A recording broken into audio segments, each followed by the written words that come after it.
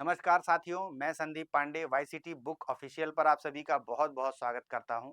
जैसा कि आप लोग जानते हैं, हम लोग एसएससी जीडी के सभी पार्ट्स को एक-एक करके कवर कर रहे हैं। इसमें देखिए आज का हमारा टॉपिक है फिजिक्स का और पिछली क्लास में हम लोगों ने इकोनॉमी के पार्ट को कंप्लीट किया है। तो उसी प्रकार से हम लोग पिछले परीक्षाओं में आए हुए पीवाईक्यूज जो हैं हमारे सभी पूर्व परीक्षाओं के प्रश्न, उनको डिटेल में डिस्कस करने वाले हैं। तो चलिए स्टार्ट करते हैं। देखिए पहला प्रश्न आपसे क्या कह रहा है, वेग का एसआई मात्रक आपसे पूछ रहा है। वेग, वेग मतलब वेलोसिटी। वेलोसिटी एक है स्पीड और एक है वेलोसिटी। चाल और वेग, इसमें बिल्कुल भी कंफ्यूज नहीं होइएगा। चाल और वेग, चाल बराबर दूरी बटे समय, वेग बराबर भी दूरी बटे समय। अंतर क्या है, चाल अदिश राशि है, वेग सदिश राशि है। चाल बराबर दूरी बटे समय, ठीक है। तो दूरी हम किलोमीटर मीटर इनमें नापते हैं, समय को किस में नापते हैं, सेकंड में नापेंगे या घंटे में नापेंगे। तो ठीक है, तो क्या हो गया मात्रक, देखिए वेग का मात्रक क्या हो गया, मीटर पर सेकंड। दूरी को मीटर में नापेंगे, एसआई मात्रक आपसे पूछ रहा है, इसलिए दूरी को मीटर और समय को सेकंड में, तो मीटर पर सेकंड। कोई दिक्कत है इसमें, बिल्कुल एकदम आसानी के साथ कैसे हम लोग मात्रक निकालते हैं, अगर आपको उसका फार्मूला पता है तो मात्रक आप तुरंत निकाल सकते हैं। ऐसे ही देखिए आगे अभी हम लोग देखेंगे त्वरण का मात्रक, एक्सीलरेशन। एक्सीलरेशन, एक्सीलरेशन क्या होता है, वेग परिवर्तन की दर को ही त्वरण कह देते हैं। अगर वेग एक समान है, एक कोई भी गाड़ी है, वो एक फिक्स स्पीड से चल रही है, 100 किलोमीटर प्रति घंटा, 100 की स्पीड से चल रही है, ना 99 पॉइंट समथिंग हो रही है, ना 101 हो रही, 100 की फिक्स स्पीड से चल रही है, तो इसका त्वरण कैसा है, जीरो है। त्वरण जीरो है। अगर इसकी स्पीड बढ़ती जा रही है, 100 फिर 101 फिर 102, तो क्या है, त्वरण है इसमें। तो यही है, वेग परिवर्तन की दर को हम त्वरण कहते हैं। तो त्वरण कैसे नापेंगे, वेग का तो हो गया मीटर पर सेकेंड, और इसकी दर यानी प्रति सेकेंड या प्रति यूनिट टाइम, सेकेंड लें घंटा लें कुछ भी लें, तो प्रति यूनिट टाइम में वेग में जो परिवर्तन हो रहा है उसी को हम कह देते हैं त्वरण। तो मीटर पर सेकेंड, और वेग परिवर्तन की दर हम देख रहे हैं यानी प्रति यूनिट टाइम, तो देखिए मीटर पर सेकेंड स्क्वायर, एम बटा एस फिर बटा एस। तो फिर बटा एस का मतलब है ऊपर ले जाएंगे तो 1/s, तो यही हो गया मीटर पर सेकेंड स्क्वायर, एम बटे एस स्क्वायर इसको कह लीजिए। देखिए हम लोग कोई इंजीनियरिंग की क्लास नहीं कर रहे हैं, हम लोग पढ़ रहे हैं जीएस के लिए अपना फिजिक्स का चैप्टर, तो बहुत ज्यादा डीप में इसमें जाने की हमें जरूरत नहीं है, ठीक है। नहीं तो आप कहेंगे सर ये तो हम लोगों को बीटेक वाली पढ़ाई स्टार्ट हो गया, ठीक है। तो मीटर पर सेकेंड, वेग का एसआई मात्रक क्या है, मीटर पर सेकेंड। चलिए अगला देखते हैं। देखिए प्रश्न नंबर 2 क्या कह रहा है, निम्न में से किस उपकरण का उपयोग वाहन द्वारा तय की गई दूरी को मापने के लिए किया जाता है, स्पीडोमीटर या ओडोमीटर। तो देखिए स्पीडोमीटर में हमें स्पीड दिखाई देती है, 50 60 70 100, बाइक में आपकी जो स्पीड दिखती है आपको मीटर में, वो है स्पीडोमीटर। और पूछ रहा है कि तय की गई दूरी कि गाड़ी कितने किलोमीटर चल चुकी है, वो पता चलता है ओडोमीटर से, ठीक है। तो ओडोमीटर है, वाहन द्वारा तय की गई दूरी को मापने के लिए हम ओडोमीटर का प्रयोग करते हैं। देखिए समय की मूल इकाई, मूल या सबसे बेसिक इकाई कौन सी है, तो ये भी बताने की आवश्यकता है क्या, ये है सेकंड। सेकंड, 60 सेकंड को मिला लेंगे तो बन जाएगा 1 मिनट, इसी तरह 60 मिनट को मिला लेंगे तो बन जाएगा 1 घंटा, और 24 घंटे को मिला लेंगे तो बन जाएगा 1 दिन। तो बेसिक सबसे मूल इकाई क्या है, मूल इकाई हमारी सेकंड है, ऑप्शन सी टिक करेंगे इसमें। आगे देखिए, the loudness of sound is measured in which unit, यानी जो हमारी ध्वनि है, ध्वनि, ध्वनि की लाउडनेस का एसआई मात्रक आपसे पूछ रहा है। या केवल SI नहीं, केवल मात्रक आप बता दीजिए। ध्वनि का मात्रक क्या है बताइए। ध्वनि की आवृत्ति या कहिए ध्वनि तरंगों की आवृत्ति, इसको हम हर्ट्ज में नापते हैं। ज्यादातर लोग इसमें हर्ट्ज टिक करेंगे, लेकिन नहीं, ये आवृत्ति का मात्रक है। जैसे देखिए कोई ध्वनि तरंग है इस तरह से, तो ये इसकी वेवलेंथ हो गई, वेवलेंथ लेमडा, लेमडा से इसको प्रदर्शित करते हैं, ये है वेवलेंथ। और वेवलेंथ का ही 1 बटा कर दीजिए, तो यही हो गई इसकी फ्रीक्वेंसी एन। ठीक है, तो फ्रीक्वेंसी का मात्रक है हर्ट्ज। फ्रीक्वेंसी का मतलब क्या होता है कि कोई भी कण है वो अपनी माध्य स्थिति से दोलन करते हैं, दोलन करते हैं, और इन्हीं का दोलन जो होता है सामूहिक रूप से यही हमें वेव के रूप में दिखाई देता है, तरंग के रूप में दिखाई देता है। और तरंग के रूप में इसी तरह से साउंड वेव हो या और भी कोई वेव हो, इसी प्रकार से वो आगे बढ़ती है।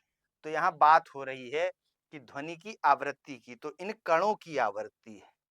ये कण है, देखिए ध्वनि को चलने के लिए माध्यम की आवश्यकता है, और माध्यम में क्या है, कण है, पार्टिकल है।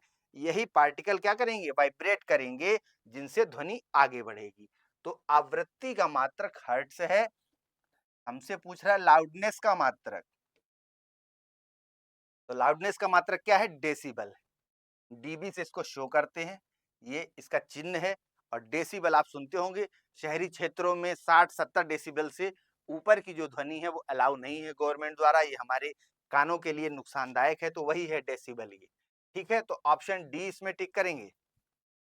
अगला देखिए क्या बात हो रही है आपसे, प्रश्न नंबर 5 में, एक उपकरण, कौन सा उपकरण है जो परिपथ में धारा की उपस्थिति का पता लगा सकता है। तो ऐसे उपकरण को आप किस रूप में जानते हैं, एमीटर। एमीटर जो है, देखिए मीटर जैसा ही रहता है, आपने घरों में देखा होगा इसको, में से सुई या चाबी रहती है और अंक लिखे होते हैं, एमीटर। तो ये एमीटर जो है यही बताता है कि कितनी धारा इस परिपथ में प्रवाहित हो रही है। कोई भी सर्किट हो, कोई सिंपल एक तार ही है, उसको आपने बैटरी से दोनों तरफ कनेक्ट कर दिया, अब आप जानना चाहते हैं कि इसमें कितनी धारा बह रही है, कितने एम्पियर की धारा बह रही है, तो यहाँ पे लगा दीजिए एक एमीटर। एमीटर में लिख के आएगा, वो बताएगा आपको कि कितनी धारा इसमें बह रही है। और वोल्ट जानना हो कि इसके दोनों सिरों के बीच विभव का अंतर, विभवांतर या पोटेंशियल डिफरेंस कितना है, जिसको कि हम वोल्ट में नापते हैं, तो इसमें आप वोल्ट मीटर लगा दीजिए, वोल्ट मीटर। या धारा नापना है तो एमीटर लगा दीजिए। तो यही है हमारा एमीटर, ऑप्शन सी इसमें टिक करेंगे। ठीक बात है, चलिए आगे बढ़ते हैं। देखिए इनमें से कौन सा भौतिक मात्रा और उसकी माप की इकाई दी हुई है। तो ये जोड़ी जो बनी हुई है गलत जोड़ी होनी चाहिए, बताइए मात्रा और उसकी इकाई की। तो देखिए ऊर्जा का मात्रक जूल है, सही दिया हुआ है। आवृत्ति का मात्रक हर्ट्ज से अभी हम लोगों ने बात किया, ये भी सही दिया हुआ है। शक्ति का मात्रक वाट, ये भी सही दिया है। शक्ति या पावर, पावर का मात्रक वाट है, कहते हैं ना इतने वाट की इसमें पावर है। ये वाट जो शब्द यूज होता है ये शक्ति के लिए यूज होता है।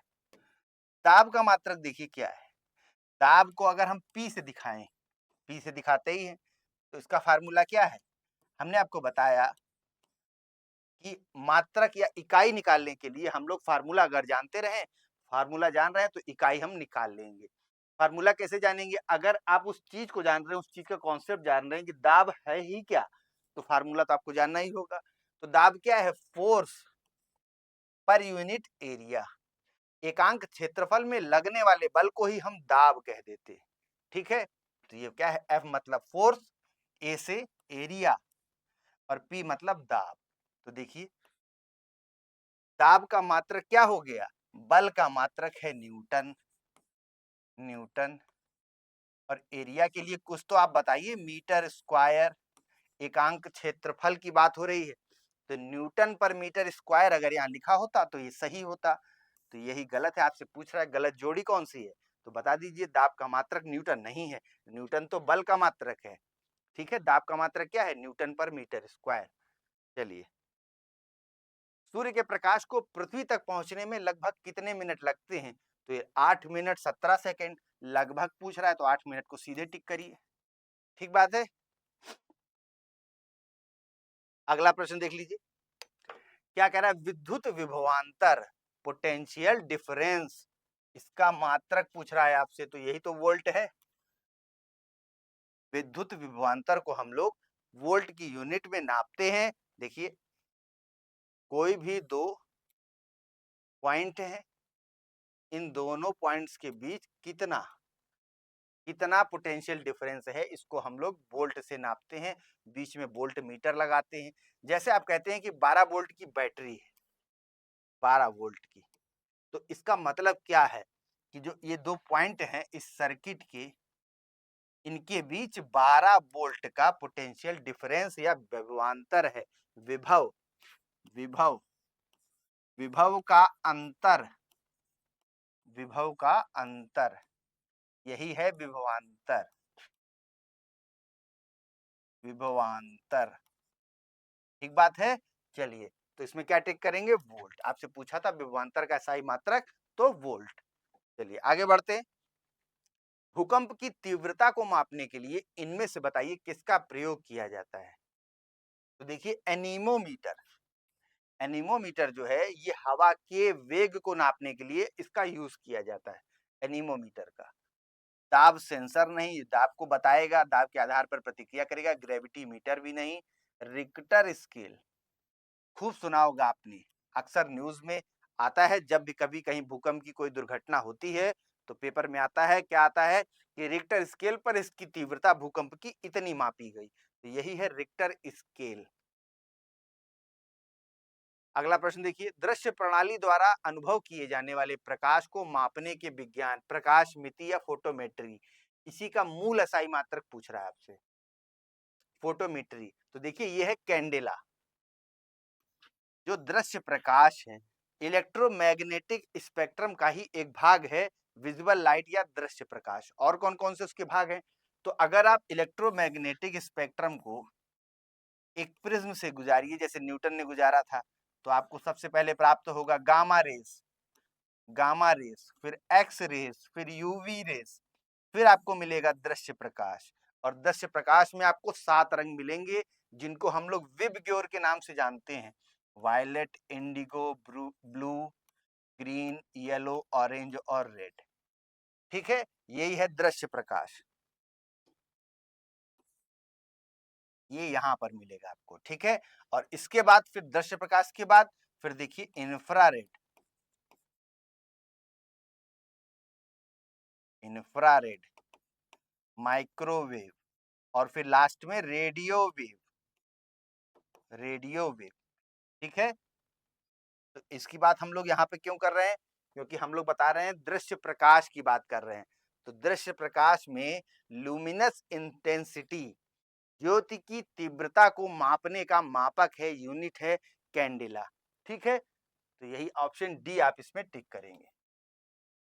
चलिए, अभी इसकी हम लोग बात करेंगे आगे, इलेक्ट्रोमैग्नेटिक स्पेक्ट्रम की। निम्न में से किस मात्रा के लिए मीटर पर सेकेंड स्क्वायर इसका उपयोग किया जाता है, बताइए। अगर आप लोगों ने शुरुआत में ध्यान दिया होगा, बिल्कुल अभी 5 मिनट पहले बात हुई है मीटर पर सेकेंड स्क्वायर की। किसके लिए यूज होता है ये, त्वरण के लिए। त्वरण, संवेग क्या है, संवेग को पी से अगर हम लोग दिखाते हैं तो संवेग है mv, द्रव्यमान गुणे वेग। ठीक है, p बराबर mv, किसी वस्तु में उसके द्रव्यमान के कारण जो गति है वही उसका संवेग है। तो बात हो रही है त्वरण की। त्वरण, त्वरण क्या है, वेग परिवर्तन की दर है। चाल और वेग दो चीजों की हम लोगों ने बात किया था। चाल अदिश राशि है, वेग सदिश राशि है, और वेग में ही जब परिवर्तन होता है तभी त्वरण की बात उठेगी। तो वेग परिवर्तन की दर, rate of change of velocity, इसी को हम जानते हैं त्वरण के नाम से। तो वेग का मात्रक है मीटर पर सेकेंड, और मीटर पर सेकेंड ये वेग है, और इसी मीटर पर सेकेंड वेग में प्रति सेकेंड कितना चेंज हो रहा है, उसी को हम जानते हैं त्वरण के नाम से। तो ये हो गया मीटर पर सेकेंड स्क्वायर। ठीक है, तो आपको वही दिया हुआ है मीटर पर सेकेंड स्क्वायर, इसका उपयोग किया जाता है त्वरण को मापने के लिए। ऑप्शन डी टिक करेंगे। क्लियर है? चलिए आगे देखिए, रक्त दाब मापी का उपयोग किसको मापने के लिए किया जाता है? तो रक्त दाब को ही मापने के लिए रक्त दाब मापी का प्रयोग किया जाता है। इसमें एक चीज और जान लीजिए, रक्त दाब मापी को ही हम लोग एक दूसरा नाम भी देते हैं जो कभी कभी दे देता है आपको एग्जाम में, स्फिग्मो स्फिग्मो मैनो स्फिग्मोमैनोमीटर। इस नाम को जरूर जानते रहिए, रक्त दाब के लिए इस नाम का भी कभी कभी उल्लेख आपको मिल जाता है। फिर से लिख लीजिए, स्फिग्मो मैनोमीटर, यही है रक्त दाब मापी। ठीक है, तो क्या टिक करेंगे इसमें? Option D. चलिए आगे देखते हैं, वायुमंडलीय दाब को मापने के लिए निम्न में से किस वैज्ञानिक उपकरण का उपयोग किया जाता है? तो वायुमंडलीय दाब, एटमॉस्फेरिक प्रेशर, इसको मापने के लिए हम बैरोमीटर का यूज करते हैं। बैरोमीटर, और ये बैरोमीटर बहुत से एग्जाम्स में पूछा जाता रहता है, तो बिल्कुल आपको पता होना चाहिए। बैरोमीटर का यूज करते हैं एटमॉस्फेरिक प्रेशर को मापने के लिए। देखिए कहीं पर चक्रवात आने वाला होता है तो उसके लिए हम वायुमंडलीय दाब को नापते हैं, और भी विभिन्न कार्यक्रमों में नापते हैं।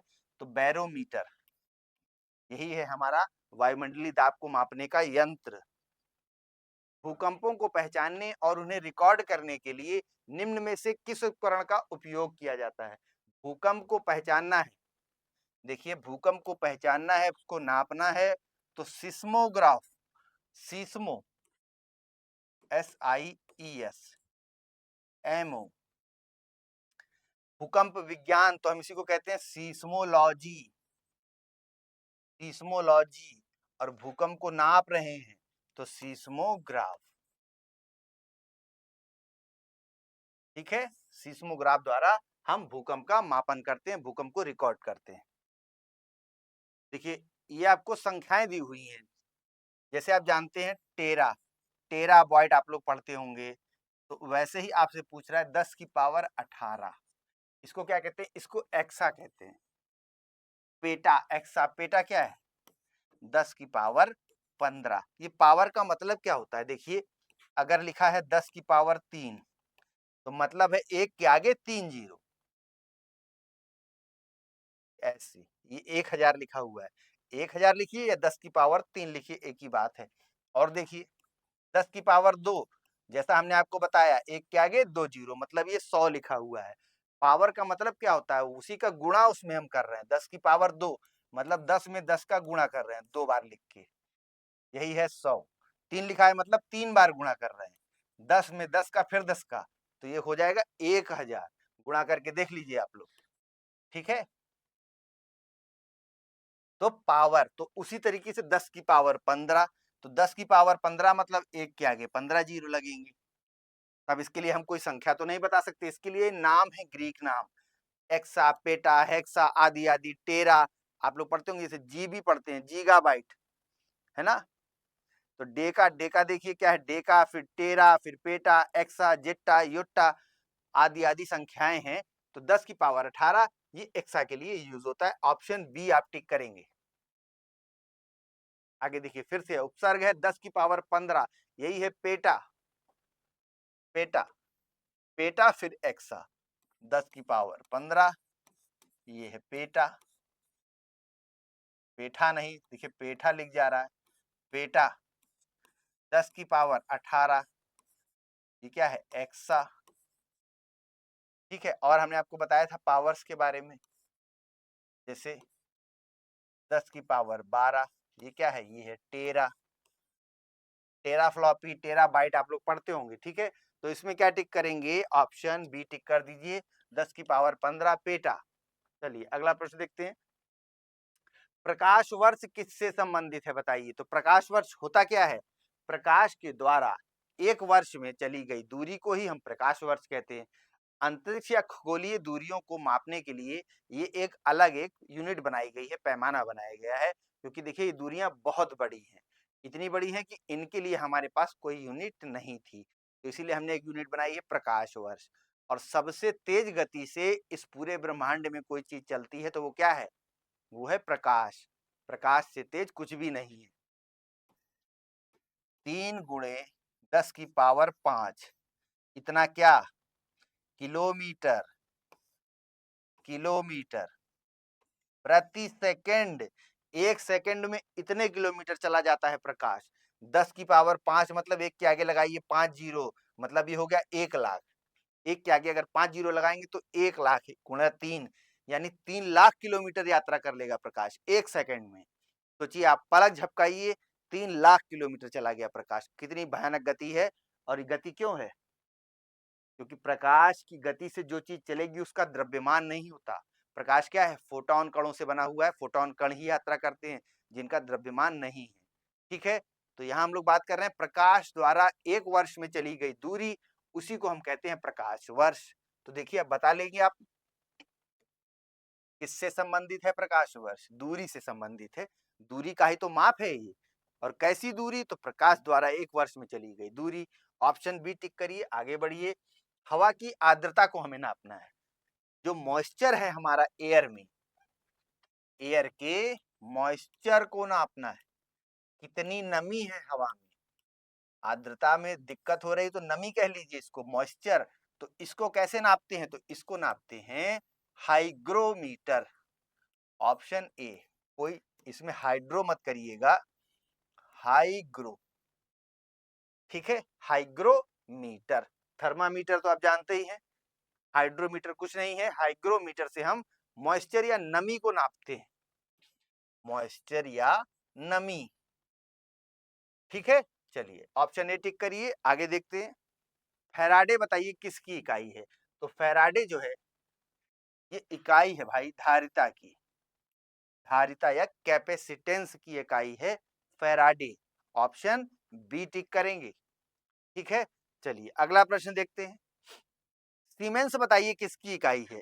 ये ओम का अपोजिट है सीमेंस। तो इसी को आपको बताना है किसकी इकाई है ये सीमेंस। बताइए। ये है चालकता की इकाई, विद्युत चालकत्व या विद्युत चालकता। अब ये प्रतिरोध जो है हमारा, प्रतिरोध, देखिए किसी भी परिपथ या सर्किट का एक प्रतिरोध होता है। वो किसी न किसी धातु से बना होगा, किसी पदार्थ से बना होगा। उस पदार्थ का अपना एक प्रतिरोध होगा। प्रतिरोध कम या ज्यादा हो सकता है। तो प्रतिरोध क्या है? जो विद्युत चालकता है उसमें कितनी कमी आएगी, चालकता कितना कम या ज्यादा होगी, ये प्रतिरोध से ही तो पता चलता है। प्रतिरोध अधिक है तो देखिए कम धारा इसमें प्रवाहित होगी। क्यों? क्योंकि इस जो परिपथ है, इसके जो पार्टिकल हैं, वो उस धारा को प्रवाहित होने में, चार्ज को प्रवाहित होने में विरोध करेंगे। उसी को कह रहे हैं प्रतिरोध। ठीक है, वो अड़ंगा लगाते हैं इस चार्ज को आगे बढ़ने में। चार्ज कौन सा? आपने कोई चार्ज दिया है, कोई एक टर्मिनल पे बैटरी लगाई है, विभवांतर उसके टर्मिनल्स पर आपने पोटेंशियल डिफरेंस जनरेट किया है। देखिए अगर पोटेंशियल डिफरेंस होगा तभी चार्ज एक सिरे से दूसरे सिरे तक प्रवाहित होता है। और चार्ज की ये प्रवाह की जो दर है, इसी को हम धारा के रूप में जानते हैं। हम कहते हैं धारा प्रवाहित हो रही है। ठीक है, और वास्तव में चार्ज कहीं भी प्रवाहित नहीं होता है। जो इस परिपथ के पार्टिकल हैं वही देखिए एक दूसरे को बगल में थमाते जाते हैं और इस तरह से चार्ज आगे बढ़ता जाता है फ्री इलेक्ट्रॉन्स के थ्रू। फ्री इलेक्ट्रॉन्स होते हैं मुक्त इलेक्ट्रॉन। अब मुक्त इलेक्ट्रॉन क्या है? अगर आप संयोजकता पढ़ेंगे, जैसे मान लीजिए हम बात करते हैं सोडियम की, तो इसका एटॉमिक नंबर या परमाणु क्रमांक क्या है? 11। मतलब इसमें केंद्र में क्या है? 11 प्रोटॉन है, तो 11 ही इलेक्ट्रॉन भी होंगे। प्रोटॉन और इलेक्ट्रॉन की संख्या किसी भी परमाणु में सेम होती है, तो इलेक्ट्रॉन भी हो गए 11। तो पहले कोष में 2, दूसरे में 8, तीसरे में 1। तो ये एक क्या हो गया? अकेला हो गया है। देखिए 2 और 8 ये स्टेबल होते हैं। अब इतना डीप में हम लोग नहीं जाते हैं फिजिक्स में। एक इलेक्ट्रॉन अकेला है, यही है फ्री इलेक्ट्रॉन। और यही फ्री इलेक्ट्रॉन फ्री रहते हैं, ये घूमते रहते हैं। ठीक है, तो ये घूमते रहेंगे कहाँ? नाभिक से दूर बाहरी कक्षाओं में घूमते रहेंगे और यही चार्ज को आगे प्रवाहित करते हैं। तो हम लोग बात कर रहे थे प्रतिरोध की पहले। तो प्रतिरोध को आपने जाना, प्रतिरोध का जो मात्रक है वो है ओम। ओम वाला, ओम, OHM, ओम। ठीक है, तो ओम का ही विरोध कर दिया हमने। उसका पहले यूनिट क्या रखा था? महो। MHO, किसकी? विद्युत चालकता की। चालकता, अब इसी का नाम दे दिया गया है सीमेंस। ठीक है, सीमेंस क्या है? यही SIEMENS। देखिए आपको इंग्लिश नाम विद उसकी क्या स्पेलिंग स्पेलिंग सहित बताया जाता है, ताकि सुनने में कुछ अगर गड़बड़ हो तो आपको क्लियर रहे कि हम बात क्या करना चाह रहे हैं। तो सीमेंस यही इकाई है विद्युत चालकत्व की। और चालकता कम या ज्यादा, चालकता का ही अपोजिट क्या हो गया? प्रतिरोध हो गया। ठीक है, चालकता कितनी कम या ज्यादा होगी ये प्रतिरोध पे निर्भर है। ठीक है, चलिए आगे बढ़ते हैं। एक यंत्र जिसका उपयोग परिपथ में विद्युत धारा को मापने के लिए किया जाता है। देखिए अभी हम लोगों ने इस पे कई बार बात कर लिया। विद्युत धारा, कितनी धारा उस परिपथ में बह रही है, इसका निर्धारण एमीटर से होगा। एक मीटर है, उसको लगा दीजिए। आई, धारा मतलब आई, तो कितनी धारा प्रवाहित हो रही है ये एमीटर उसको बता देगा। विद्युत के परिपथ में विभवांतर मापने के लिए कौन सा मापक होता है या प्रयुक्त मापक क्या कहलाता है? यही तो है वोल्ट मीटर। विभवांतर को हम लोग वोल्ट में नापते हैं। और वोल्ट के लिए हम वोल्ट मीटर हमने बना लिया एक मीटर, तो उस मीटर को हम लगा देंगे और क्या नाप लेंगे? विभवांतर को नाप लेंगे। ठीक है, चलिए ऑप्शन डी टिक करेंगे।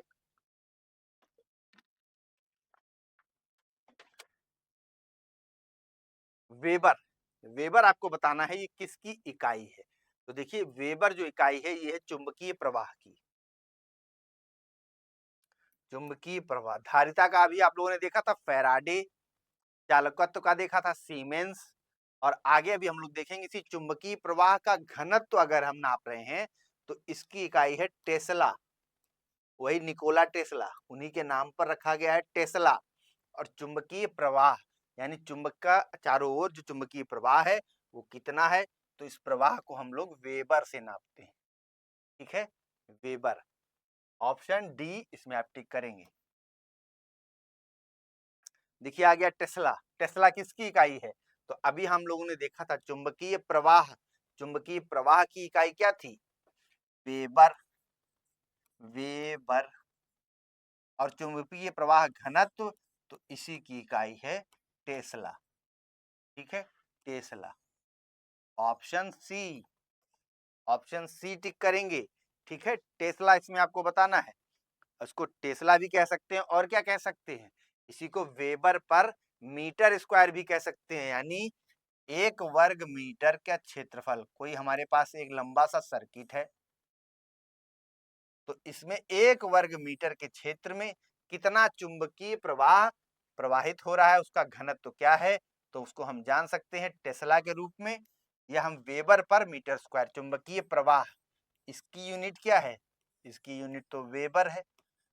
वेबर पर मीटर स्क्वायर, एक मीटर स्क्वायर में कितना वेबर चुंबकीय प्रवाह हो रहा है उसका घनत्व हम नाप लेंगे वेबर पर मीटर स्क्वायर या टेस्ला यूनिट से।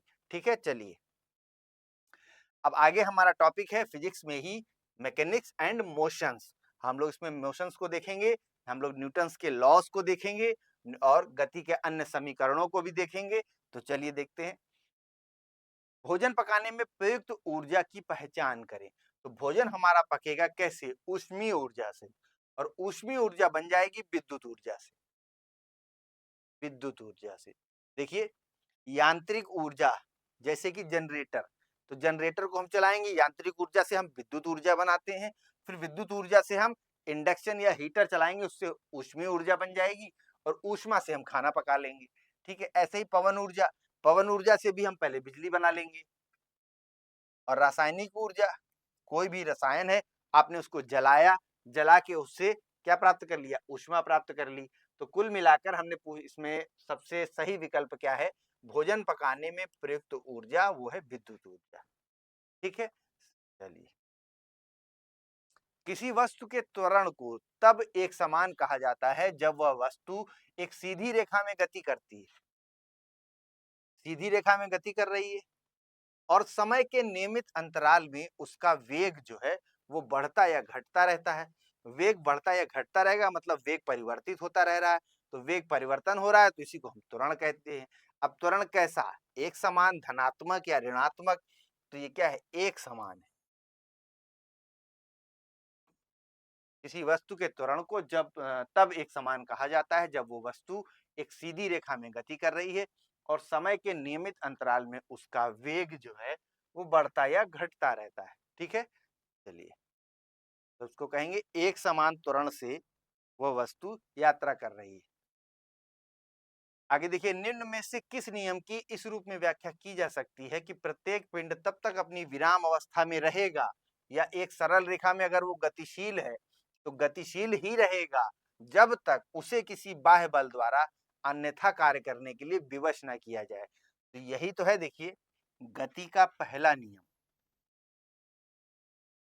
गति का पहला नियम यही नियम कहता है, किसकी बात करता है, ये इनर्शिया की बात करता है कि जैसे कि एक पिंड है, इसका कोई भी एक द्रव्यमान है, ये पिंड अगर रुका हुआ है तो ये रुका ही रहना चाहता है और अगर चल रहा है तो चलता ही रहना चाहता है। कब तक?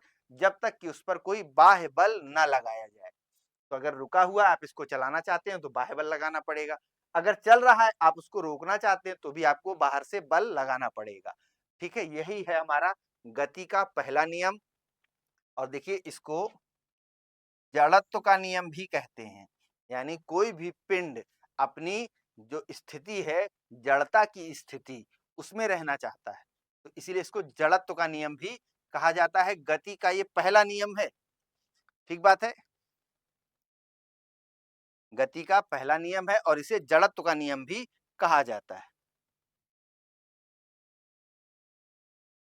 चलिए, अगला प्रश्न देखिए क्या कह रहा है आपसे। कह रहा है प्रति इकाई समय में किसी वस्तु के वेग में परिवर्तन की दर।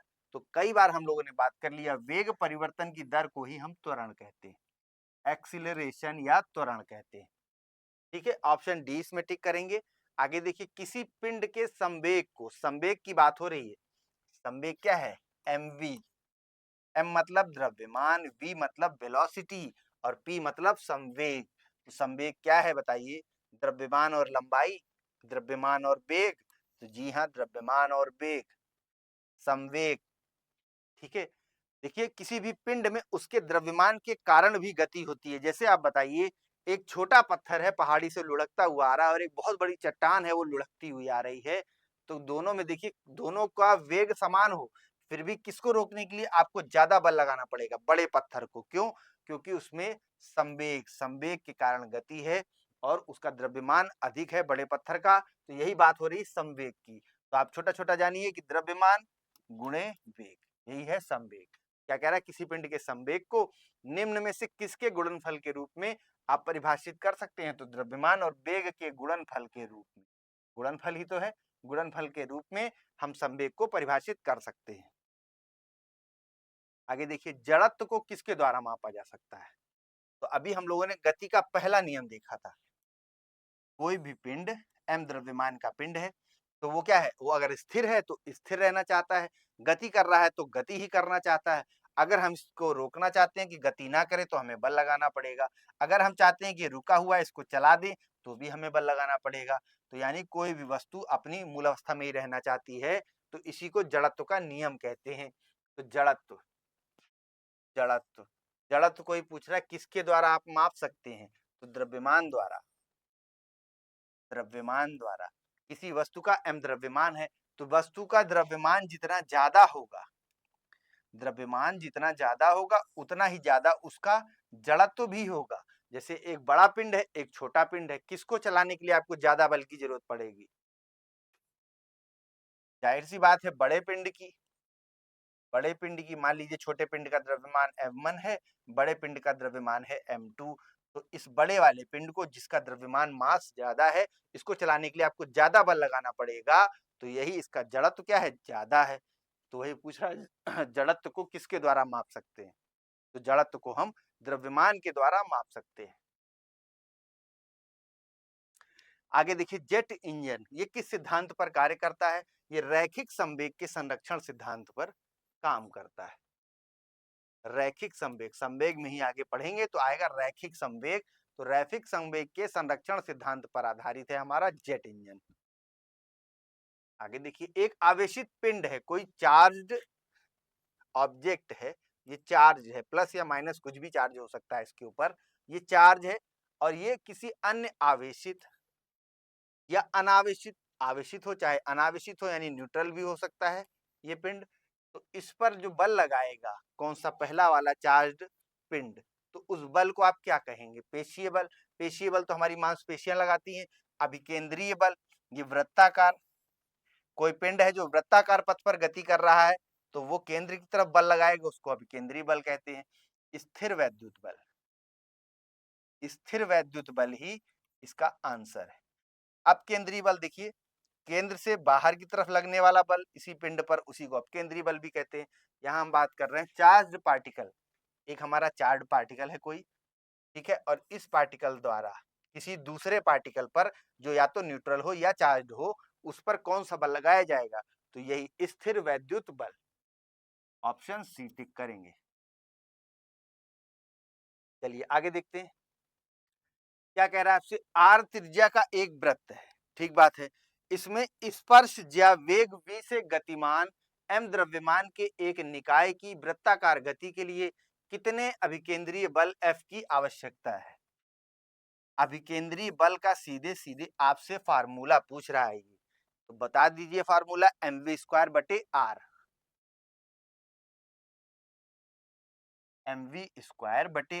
अभिकेंद्रीय बल mv²r। देखिए कोई भी पिंड है वो वृत्ताकार पर जब पथ पर जब गति करता है, गोल गोल गति कर रहा है, वृत्ताकार पथ पर गति कर रहा है कोई पिंड, तो उसी को तभी हम बात करते हैं अभिकेंद्रीय और अपकेंद्रीय बलों की, ठीक है। इस पिंड द्वारा केंद्र पर एक बल लगाया जाएगा जिसको हम अभिकेंद्रीय बल कहते हैं। इसी बल के कारण देखिए पिंड हमारा गति करता रहता है। आपने कभी रस्सी में एक बड़ा पत्थर या छोटा पत्थर बांधकर घुमाया हो गोल गोल, तो देखिए बिल्कुल वृत्ताकार पथ पर वो गति करता रहता है। और अगर पत्थर उस रस्सी से छूट जाए तो एक सरल रेखा में, ये भी नियम है इसका वृत्ताकार पथ पर गति का, तो एक सरल रेखा में गति कर जाता है अगर यहाँ से केंद्र से उसका जुड़ाव छूट जाए। देखिए इसीलिए बाइक में आपके देखिए मडगार्ड लगाए जाते हैं, बाइक में, कार में, क्योंकि जो हमारा टायर है, टायर में चिपक गई कोई गंदगी, वो गंदगी वृत्ताकार पथ पर गति कर रही है, जब वो टायर से छूटती है तो सीधा रैखिक रूप से गति करती है ना, तो छींटे ऊपर ना आए इसीलिए वहां पर मडगार्ड, टायर के पास ऊपर मडगार्ड लगा दिया जाता है। तो वैसे ही है ये। आपसे यहाँ केवल इतना पूछा है कि अभिकेंद्रीय बल का आप फार्मूला बता दीजिए, तो फार्मूला यही है, F = mv²/r। v क्या है, इस पिंड की वेलोसिटी है, m क्या है, इस पिंड का द्रव्यमान है, और r क्या है, इस पिंड की केंद्र से दूरी है, यही है r, ठीक है। तो mv²/r ऑप्शन डी आप टिक करेंगे। चलिए आगे बढ़ते हैं, अगले प्रश्न की तरफ चलते हैं। घोड़े द्वारा खींची गई गाड़ी की गति जो है, ये भौतिकी यानी फिजिक्स के हमारे किस सिद्धांत का एक उदाहरण है, बताइए किस सिद्धांत का उदाहरण है, तो यही है हमारा Newton third law of motion, Newton की गति का तीसरा नियम। क्या कहता है ये नियम, यही नियम है क्रिया प्रतिक्रिया का नियम। तो ये क्या कहता है, देखिए न्यूटन की गति का तीसरा जो नियम है, ये कहता है कि जब कोई वस्तु दूसरी वस्तु पर बल लगाती है तो दूसरी वस्तु भी पहली वस्तु पर उतना ही बल लगाती है, ठीक बात है, यही है तृतीय का नियम। इसी आधार पर घोड़ा गाड़ी हमारी आगे बढ़ती है। हम और आप जो चलते हैं तो हम भी इसी नियम के आधार पर चलते हैं। देखिए हम क्रिया करते हैं, धरती को पीछे धकेलते हैं अपने पैर से, फिर धरती भी हमें आगे धकेलती है, उस तरह से हम आगे बढ़ते हैं, क्रिया प्रतिक्रिया का नियम, ये न्यूटन का तीसरा नियम है। पहला नियम अभी हम लोगों ने देखा था जड़त्व का नियम, ठीक है। अभी आगे हम लोग दूसरा नियम भी देखेंगे, ऑप्शन ए इसमें टिक करेंगे। चलिए आगे बढ़ते हैं, अगला प्रश्न देखिए, गति का कौन सा नियम ये कह रहा है कि जब एक पदार्थ दूसरे पदार्थ पर जोर लगाएगा तो दूसरा पदार्थ तुरंत पहले पर वापस भी बल लगा देगा, तो यही तो बात हो रही थी ना अभी, गति का तीसरा नियम, गति का तीसरा नियम, ऑप्शन ए टिक करेंगे, ठीक है। चलिए, सीसा झूला ये भौतिकी के किस सिद्धांत का एक उदाहरण है, तो सीसा झूला क्या आपने पार्क में देखा होगा, इस तरह से एक झूला लगा रहता है, इसी को हम कह रहे हैं सीसा झूला। ठीक है, दोनों तरफ लोग बैठते हैं, एक तरफ बैठेंगे एक तरफ खाली रहेगा तो ऊपर नीचे उठता है। तो देखिए यहीं पर बल आघूर्ण के सिद्धांत पर ये काम कर रहा है। तो यही है बल, खाली लिखा हुआ है बल आघूर्ण। ऑप्शन ए इसमें टिक करिए, बल आघूर्ण के सीधे सीधे सिद्धांत पर ये चीज काम कर रहा है। जैसे देखिए हमारे घरों में दरवाजे लगे हैं, तो दरवाजे कब्जे के द्वारा चौखट में लगे हुए हैं, तो वो भी क्या है, आघूर्ण के सिद्धांत पर काम कर रहे हैं। दरवाजा खुलता बंद होता है आघूर्ण के ही सिद्धांत पर। तो वैसे ही सीसा झूला है, यहाँ पर देखिए बीच में जुड़ा हुआ है एक किसी क्लिप द्वारा या कुछ भी कीली द्वारा, उसी के दोनों तरफ ये झूल रहा है। बल आघूर्ण का सिद्धांत यहाँ पर काम करता है। आगे देखिए, एम द्रव्यमान और आर त्रिज्या वाला एक ठोस गोला है। गोला है लेकिन ये ठोस गोला है, खोखला नहीं है। ठोस गोले का इसके केंद्र से गुजरने वाले अक्ष पर जड़त्व तो आघूर्ण आपसे पूछ रहा है। तो जड़त्व तो आघूर्ण कितना होगा यही बताना है आपको। तो ये फार्मूला है सीधे सीधे 2/5 mr²। ये इसका जड़त्व तो आघूर्ण का फार्मूला आपसे सीधे सीधे पूछा है, सीधे सीधे बता दीजिए 2/5 mr²। ठीक बात है। और जड़त्व तो आघूर्ण को हम लोग कैसे दिखाते हैं, तो आई से प्रदर्शित करते हैं। आई से इनर्शिया, वही है हमारा जड़त्व आघूर्ण। आर क्या है, इस ठोस गोले की त्रिज्या है। और क्या बताना है, एम क्या है, तो एम तो भैया द्रव्यमान है पिंड का। ठीक है, ऑप्शन बी टिक करेंगे। आगे देखते हैं, द्रव्यमान एम और लंबाई है एल। अब बात हो रही है एक पतली छड़ की, पतली छड़ की, तो इसमें क्या है, उसके लंबवत और छड़ के केंद्र से होकर गुजरने वाले अक्ष के परितः जड़त्व आघूर्ण। फिर से आपसे जड़त्व आघूर्ण ही पूछ रहा है, तो क्या लगाएंगे ऑप्शन, ml²/12। इसका सीधे सीधे फार्मूला है। अब फार्मूला डिराइव करने में मत जाइए, ये फार्मूला ठीक है जीएस की नजर से। ml²/12 ऑप्शन सी टिक करेंगे। आगे देखिए, गति का एक समीकरण पूछ रहा है आपसे, कौन सा है इसमें से बताइए। देखिए गति के समीकरणों को देख लीजिए, v = u + at, जहां v क्या है अंतिम वेग, u क्या है प्रारंभिक वेग, a क्या है त्वरण, t क्या है समय। ये हो गया गति का पहला नियम। दूसरा नियम क्या है, s = ut + ½ at²। ये हो गया दूसरा नियम, ये हो गया पहला नियम। तीसरा नियम क्या है, v² = u² + 2as। अब ये नया चीज आ गया, क्या है ये, s है विस्थापन, a है त्वरण, u प्रारंभिक वेग, v अंतिम वेग। s देखिए यहाँ भी आया था, विस्थापन को बता रहा है गति का दूसरा नियम। आगे क्या है, u प्रारंभिक वेग, t समय, और ½ फिर at²। तो बताइए गति का एक सही समीकरण इसमें से कौन सा है, निम्न में से कौन सा गति का एक सही समीकरण है। u = v + at, ये तो गलत है। तो देखिए हम इसी को अगर सॉल्व करें तो हमारा आ जाएगा 2s = 2ut + at²। कैसे आया ये, दोनों तरफ आप इस इक्वल टू के दोनों तरफ 2 का गुणा कर दीजिए, तो 2s = 2ut प्लस इसमें 2 का गुणा करेंगे, ऐसे देखिए तो 2 से 2 कट जाएगा और at² रह जाएगा। तो यही है, ये गति का दूसरा समीकरण है, लेकिन इसका रूप थोड़ा सा बदल दिया गया है।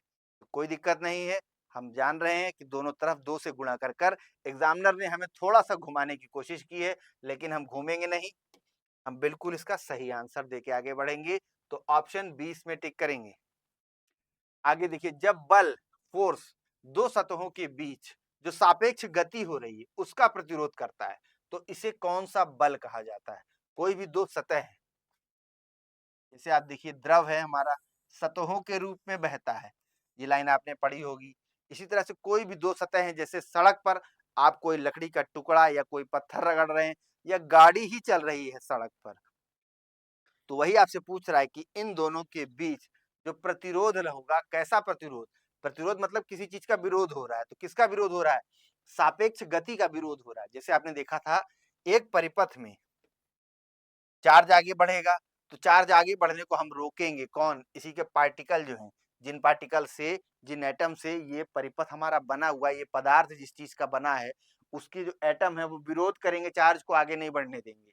तो इसी विरोध को हम कह रहे थे प्रतिरोध है, रेसिस्टेंस है।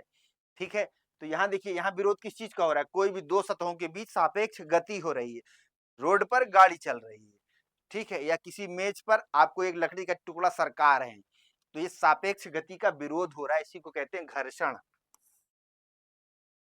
घर्षण, आप कहते हैं ना घर्षण बल कार्य कर रहा है, घर्षण भी एक बल है जो विरोधी बल है और इस गति का विरोध करता है। ठीक है, और आप जानते हैं कोई भी सतह हो इस पूरे पृथ्वी की, उसका कुछ ना कुछ घर्षण बल जरूर होता है, घर्षण कम या ज्यादा हो सकता है। ठीक है, जैसे चिकनी सतह हो उसका घर्षण कम होता है तो हम क्या करते हैं, स्लिप हो जाते हैं। ठीक है, क्योंकि बल नहीं लग पा रहा है। चलिए, तो ऑप्शन डी टिक करेंगे। आगे देखिए, कोई वस्तु अपनी विराम अवस्था या गतिमान अवस्था में होने वाले जो परिवर्तन है उसका वो विरोध करती है। जरा याद करिए, शुरुआत में हम लोगों ने बात किया था पहले नियम की, फर्स्ट लॉ ऑफ मोशन की, तो उसमें यही बात हमने किया था। कोई भी वस्तु है या तो वो विराम अवस्था में हो या गतिमान हो, दोनों ही अवस्थाओं में क्या होती है, परिवर्तन अगर आप करने जाएंगे तो वस्तु विरोध करती है, और यही उसकी स्वाभाविक प्रवृत्ति क्या कहलाती है, इसी को तो हम जड़त्व कहते हैं। यही है जड़त्व का नियम या हमारा गति का पहला नियम, फर्स्ट लॉ ऑफ मोशन। ठीक है, चलिए ऑप्शन ए टिक कर दीजिए। आगे देखिए, एक पेंडुलम की बात हो रही है। आप जानते हैं, आपने घड़ी में पेंडुलम जरूर देखा होगा, इस तरह से पेंडुलम लगा होता है घड़ी में, या कोई भी पेंडुलम है, कहीं भी आप एक रस्सी से एक टुकड़ा बांध के आपने टांग दिया, उसको ऐसे हिला दिया, अब वो दोनों तरफ अपनी माध्य स्थिति के दोनों ओर वो पेंडुलम डोलने लगता है, गति करने लगता है। तो इसी भी संबंधित आपसे देखिए फार्मूला पूछा जा रहा है। एक साधारण पेंडुलम में टी समय, ठीक बात है, और एल इसकी लंबाई, एल इसकी लंबाई है, टी वो समय है, इन दोनों के बीच का संबंध क्या है? तो ये क्या है, 2 pi under root L by G, T बराबर 2 पाई, पाई की वैल्यू है 22.7 और under root L upon G. G क्या है, ग्रेविटी है हमारी, ग्रेविटेशनल कांस्टेंट है। ठीक है, एल क्या है, इस पेंडुलम की लंबाई है, ये लिखा हुआ है, छोड़ दीजिए इसको, ये है एल, एल इसकी लंबाई है। टी क्या है, पेंडुलम को एक तरफ दूरी या दूसरी तरफ दूरी या अपनी कुल दूरी तय करने के लिए लगने वाला समय। ठीक है, ऑप्शन ए टिक करेंगे। आगे देखिए, गुरुत्वाकर्षण से संबंधित कुछ प्रश्न है। किसी व्यक्ति का वजन जो है वो जमीन पर 60 किलो है। ठीक है, आगे क्या कह रहा है, एक समान त्वरण के साथ लंबवत ऊपर की ओर गतिमान एक लिफ्ट में जब उसका वजन मापा जाता है, लिफ्ट है वो ऊपर जा रही है एक समान त्वरण के साथ, एक कंडीशन आपने दे दिया, ऐसी लिफ्ट नहीं है कि वो रुक गई फिर चल दी फिर स्पीड बढ़ गई, यानी त्वरण कैसा है, एक समान है। देखिए, लिफ्ट की स्पीड बढ़ती जा रही है, वेग परिवर्तन है, उसी को हम त्वरण कहते हैं, और त्वरण कैसा है, एक समान है। ठीक है, एक समान त्वरण के साथ लंबवत ऊपर की ओर गतिमान लिफ्ट है, तो उस लिफ्ट में क्या होगा, वजन जो हमारा है वो 60 केजी से ज्यादा मापा जाएगा। लिफ्ट जब ऊपर की ओर गति करती है तो जी, स्मॉल जी जो है हमारा ग्रेविटी, ये नीचे हमें खींच रही है और इसके अपोजिट लिफ्ट ऊपर की तरफ ले जा रही है। तो इसी के लिए देखिए, हमारे पैरों द्वारा जो बल है वो अधिक लगाया जाता है लिफ्ट की सतह पर। Floor, floor of the lift, इस पर क्या होगा, हमारे द्वारा अधिक बल लगाया जाएगा, और भार क्या है, W बराबर mg। भार वास्तव में एक बल है जो हम लगाते हैं अपने द्रव्यमान के कारण धरातल पर। ठीक है, mg। तो देखिए, द्रव्यमान हमारा ये हमारा फिक्स है, घटता बढ़ता है हालांकि, तो वास्तव में द्रव्यमान की ही माप होती है हमारे भार में। जी देखिए, पृथ्वी पर जी फिक्स है, आप चंद्रमा पर चले जाइए, वहां वजन 1/10 हो जाएगा, वहां जी की वैल्यू 1/10 है, यहाँ 60 किलो है, वहां 6 किलो हो जाएंगे। ऐसे कुछ 1/10 या 12 है, मुझे ध्यान नहीं है। तो इस तरह से g की वैल्यू फिक्स है, w हम भार निकाल रहे हैं तो भार वही है, भार वो बल है, ठीक है। तो w बराबर mg। तो यहाँ फ्लोर ऑफ द लिफ्ट पर हम क्या लगाएंगे, अतिरिक्त बल लगाएंगे, जिसके कारण हमारा वजन जो है वो 60 किलो से ज्यादा मापा जाएगा। अगर हम मापे तो ऑप्शन डी टिक कर दीजिए। आगे देखिए, कौन सा नियम ये कहता है कि दो वस्तुओं के बीच लगने वाला बल उनके जो द्रव्यमान है उनके गुणनफल के समानुपाती होता है। देखिए, ये है यूनिवर्सल ग्रेविटेशन का नियम। ये नियम क्या कहता है, ये नियम कहता है कि जो बल लगेगा, किनके बीच बल लगेगा, कोई भी दो पिंड हो, पूरे ब्रह्मांड में, पूरे यूनिवर्स में कोई भी दो पिंड हो, यहाँ तक कि चंद्रमा और मेरे बीच लगने वाला बल, या कोई भी दो पिंड हो, उनके बीच जो बल लगेगा तो वो कैसा होगा, कैसे उसको कैलकुलेट करेंगे। तो इसी के लिए एक फार्मूला देता है। क्या दे रहा है देखिए, जी m1 m2 upon are square. तो पहले जी नहीं दिया जाता, ये तो कांस्टेंट हम लोग बाद में जोड़ते हैं। पहले ये प्रोपोर्शनल की बात करिए कि दो पिंडों के बीच लगने वाला जो बल है वो उन दोनों पिंडों की जो द्रव्यमान है, m1 पहले पिंड का द्रव्यमान, m2 दूसरे पिंड का द्रव्यमान, इन दोनों पिंडों के द्रव्यमानों के गुणनफल, गुणनफल के समानुपाती होता है। देखिए, समानुपाती है, डायरेक्टली प्रोपोर्शनल का ये साइन लगाते हैं हम लोग, ठीक है। कि जैसे बिस्किट का जो दाम है वो डिपेंड करता है किस पर, depends on it's supply, supply या डिमांड कह लीजिए। एक उदाहरण आपको दे रहे हैं, ठीक है। तो इसके क्या है, समानुपाती है, सप्लाई बढ़ेगी तो बिस्किट का दाम क्या होगा, गिर जाएगा, इनवर्सली प्रोपोर्शनल हो जाएगा, ठीक है। तो इस तरह से समझिए, तो F is directly proportional to दोनों पिंडों के द्रव्यमान का गुणनफल, और इनवर्सली प्रोपोर्शनल है किसकी, उन दोनों के बीच की दूरी, यही है R। दो पिंड हैं, दो पिंड हैं, इसका द्रव्यमान है m1 और इसका है m2, और दोनों के बीच दूरी है R, ठीक है। हम इनको R दूरी से प्रदर्शित कर रहे हैं, मान लिया है हमने कि इनके बीच की दूरी स्मॉल r, m1 m2 इनका द्रव्यमान, तो दोनों के बीच कितना बल लगेगा वो इस फार्मूले से निकल आएगा, ठीक है। तो अब इसी में प्रोपोर्शनल को हटाने के लिए एक ग्रेविटेशनल कांस्टेंट, सार्वत्रिक नियतांक, सार्वत्रिक, सार्वत्रिक नियतांक हम लोग यूज करते हैं, उसी को हम कह रहे हैं कैपिटल जी। अब इसी से आपका स्मॉल जी निकल कर आ जाता है पृथ्वी के संदर्भ में, ये बात पूरे ब्रह्मांड की है, ठीक है। तो यही है गुरुत्वाकर्षण का नियम। अब देखिए, पृथ्वी और हमारे उसके ऊपर रहने वाले जीवों में क्या केस हो गया है कि पृथ्वी मान लीजिए m1, उसका तो जो वेट है वो फिक्स है, द्रव्यमान उसका फिक्स है, और m2 हो गए हम लोग। तो अगर इसके फॉर्मूले को आप तोड़ मरोड़ के निकालिए कि m1 के द्वारा लगाया गया बल कितना होगा, तो क्या होगा, m1 का हम बल निकालेंगे, और m1 द्रव्यमान तो फिक्स है, पृथ्वी का द्रव्यमान बहुत ज्यादा है, तो पृथ्वी द्वारा लगाया गया बल हमारे द्वारा पृथ्वी पर लगाए गए बल की तुलना में बहुत अधिक है। इसीलिए देखिए, बड़े पिंडों की अपनी ग्रेविटी होती है, ठीक है ना। कोई आसपास से उल्का पिंड गुजरता है पृथ्वी के, तो अगर वो ठीक ठाक दूरी तक आता है तो पृथ्वी उसको अपनी तरफ खींच लेती है, क्यों, इसी फार्मूले के तहत खींच लेती है।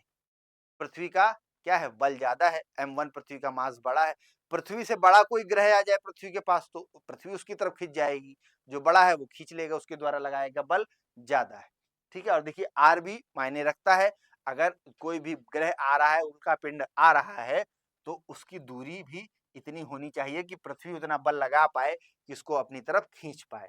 दूरी अधिक रहती है तो देखिए बल कम हो जाता है। दूरी के क्या है, व्युत्क्रमानुपाती है, इनवर्सली प्रोपोर्शनल है, दूरी अधिक तो बल कम, दूरी कम करेंगे तो बल बढ़ जाएगा। अंश और हर आप जानते होंगे, देखिए दोनों में किसकी वैल्यू ज्यादा है बताइए, इसकी वैल्यू है 0.5 और इसकी 0.33। देखिए, तो हम एक नियम बनाते हैं क्या, अगर हर अंश और हर में हर की वैल्यू बढ़ेगी तो पूरी जो भिन्न है उसका वैल्यू क्या होगी, घट जाएगी, ठीक है। इसी आधार पे हम ये बात कह रहे हैं, आर की वैल्यू अगर ज्यादा होगी तो बल कम होगा, और आर की वैल्यू कम होगी तो बल ज्यादा होगा। ठीक बात है। चलिए, तो गुरुत्वाकर्षण का ये नियम है। यही नियम ये कहता है कि दो वस्तुओं के बीच लगने वाला बल द्रव्यमानों के गुणनफल के समानुपाती और उनकी बीच की दूरी के व्युत्क्रमानुपाती होता है। दूरी वाला लाइन इसमें नहीं दिया है, हमने आपको बता दिया। ऑप्शन बी टिक करिए, आगे बढ़िए। फिर से देखिए, गुरुत्वाकर्षण बल के बारे में आपको बताना है कौन सा कथन सही नहीं है।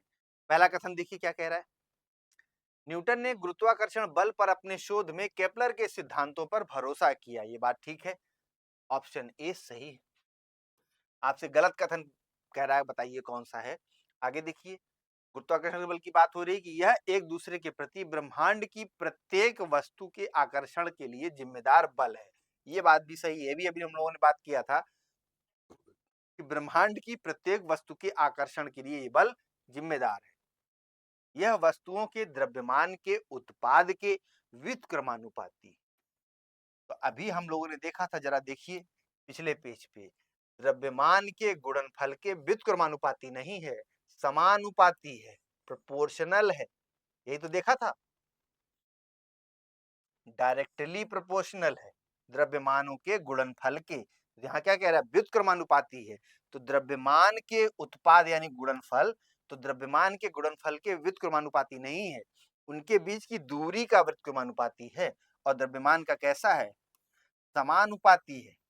द्रव्यमान के उत्पाद या द्रव्यमानों के गुणनफल का समानुपाती है, तो यही कथन हमारा गलत है। अगला देखिए, यह वस्तुओं के बीच की दूरी के वर्ग के व्युत्क्रमानुपाती होता है। देखिए ये बात सही है, उन दोनों पिंडों के बीच की जो दूरी है उसके क्या है, व्युत्क्रमानुपाती है, इनवर्सली प्रोपोर्शनल है। दूरी के वर्ग के व्युत्क्रमानुपाती है, तो ये बात भी सही है। तो ए बी डी आपके कथन कैसे हैं, सही है। डी कथन गलत है, यही हमारा आंसर हो गया। आइए आगे बढ़ते हैं। पदार्थ के गुण दाब एवं उत्प्लावकता बुयांसी, उत्प्लावन बल से संबंधित यहाँ बात होगी। देखिए क्या कह रहा है, निम्न में से किस तरल का पृष्ठ तनाव सबसे अधिक होता है। तो ये सबसे अधिक दिए गए में से जल है। जल, देखिए पृष्ठ तनाव क्या होता है, जल की एक बूंद है, जल की एक बूंद है, ऐसे देखिए थोड़ा चित्र में आपको अच्छा दिखेगा। तो जल की जो बूंद है, इसका जो बाहरी पृष्ठ है उस पर एक तनाव काम करता है, इसी को हम कहते हैं पृष्ठ तनाव या सरफेस टेंशन। इसकी सरफेस पर क्या है, टेंशन है, तनाव है, वही है पृष्ठ तनाव। इसी पृष्ठ तनाव के कारण जल क्या है, बूंदों का रूप लेता है। अगर ये पृष्ठ तनाव कम हो तो बूंदों का रूप नहीं लेगा। ठीक है। जैसे देखिए, हम पानी में साबुन मिलाते हैं, तो साबुन मिलाने से क्या होता है, पानी का जो पृष्ठ तनाव है वो कम हो गया। पृष्ठ तनाव कम हो गया तो पानी जो है कपड़े में ज्यादा भीतर तक जा सकेगा, ज्यादा आसानी से जाएगा और कपड़े की मैल को अपने में घोल के बाहर आएगा। तो यही है पृष्ठ तनाव का काम। जो जीएस में आपसे पृष्ठ तनाव से संबंधित प्रश्न पूछे जाते हैं इसी तरह से पूछे जाते हैं। डेटॉल दे देगा, डेटॉल मिलाते हैं हम पानी में तो क्या होता है, पानी का पृष्ठ तनाव कम हो जाता है, घाव में अंदर तक जाएगा। इस तरह से इसको याद रखिए। ठीक है। आइए आगे देखिए, कौन सा कथन गलत है। जल की बूंदों का जो गोल आकार है वो द्रव्यों में पृष्ठ तनाव के गुण के कारण ही होता है, ये बात सही है। अभी आपने बात किया था कि जो बूंद का रूप इसीलिए ले लेता है पानी क्योंकि पृष्ठ तनाव अधिक है। ठीक है। बर्फ का गलनांक दाब घटने से घटता है, यही कथन गलत है। अब इसकी हम लोग बात करते हैं। आगे देख लीजिए, वाष्पीकरण केवल द्रवों की सतह पर होता है, तो सतह से ही तो जो वाटर मॉलिक्यूल्स हैं वो एनर्जी पाके हवा में ऊपर वायुमंडल में फ्रीली घूमना चाहते हैं, तो इसीलिए सतह पर ही होता है। पानी के बीचों बीच से थोड़ी ना पानी उठ के ऊपर आएगा। जैसे हम पानी को गर्म करते हैं तो नीचे से देखिए पानी गर्म होता जाता है, फिर पानी खोलने लगता है, बॉयल होने लगता है। तो बॉयल क्यों हो रहा है, जो उसके अणु हैं वो उनकी गतिज ऊर्जा बढ़ती जा रही है। अब धीरे धीरे इसी में से अणु वायुमंडल में जाते रहेंगे। पानी को आप उबालते रहिए, उबालते उबालते देखिए आपका भगोना खाली हो जाता है, एकदम सूख जाएगा। तो सारा पानी कहाँ गया, भाप बनकर हवा में चला गया। भाप बना ही क्यों, क्योंकि जो अणु थे उनकी ऊर्जा जब मध्यम थी वो जल के रूप में था, ऊर्जा और कम कर दीजिए वो बर्फ बन जाएगा, ठोस हो जाएगा, अणुओं के बीच की दूरी कम होती गई, वो मजबूत बॉन्ड के द्वारा बंध गए, उनकी ऊर्जा कम हो गई, तो वो बर्फ बन गया। ऊर्जा बढ़ाई, पिघल गया, पानी बन गया, और बढ़ा दीजिए ऊर्जा उसमें बाहर से दे दीजिए, वो भाप बन जाएगा। तो क्या है, वाष्पीकरण केवल द्रवों की सतह पर होता है, ये बात सही है। अधिक ऊंचाई पर तरल क्या होता है, कम तापमान पे उबलने लगता है, क्योंकि उच्च वायु ऊंचाई पर वायुमंडलीय दबाव कम होता है। इस बात को थोड़ा देखिए आप लोग। हाइट पर कोई द्रव है, देखिए जैसे जैसे हम सतह से, पृथ्वी के धरातल से ऊपर जाते हैं, तो क्या होता है, वायुमंडलीय दाब घटता जाता है। देखिए वायुमंडल का जो दाब है, इसी को हम कह रहे हैं, जो हमारे ऊपर गैसें हैं चारों तरफ वायुमंडल की, इन्हीं का भार है हमारे ऊपर, यही है वायुमंडलीय दबाव।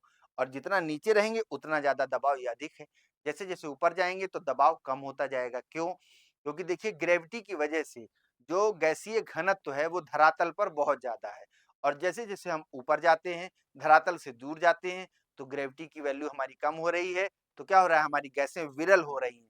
ऊपर आप देखिए पहाड़ों पर सांस लेने में दिक्कत होती है। क्यों? क्योंकि वहां पे पर एक एरिया आप लेंगे, पर स्क्वायर मीटर एरिया लीजिए, उसमें ऑक्सीजन की जो मात्रा है, और धरातल पे जो मात्रा है वो क्या है, अधिक है। पहाड़ पर ऑक्सीजन की मात्रा कम है, गैसें विरल हैं, गैसियस पार्टिकल दूर दूर है, तो इसीलिए देखिए वहां क्या है, वायुमंडलीय का दबाव कम है। अब जब दबाव कम है तो पानी जल्दी उबलने लगेगा, अणुओं को आपने थोड़ी ऊर्जा दी और वो उबलने लगे, क्योंकि उनके ऊपर दबाव नहीं है गैसेस का, अब वो वायुमंडल में जाने के लिए तैयार हैं। और देखिए पानी जो है, यहाँ धरातल पर आप जानते हैं 100 डिग्री सेंटीग्रेड पर उबलता है।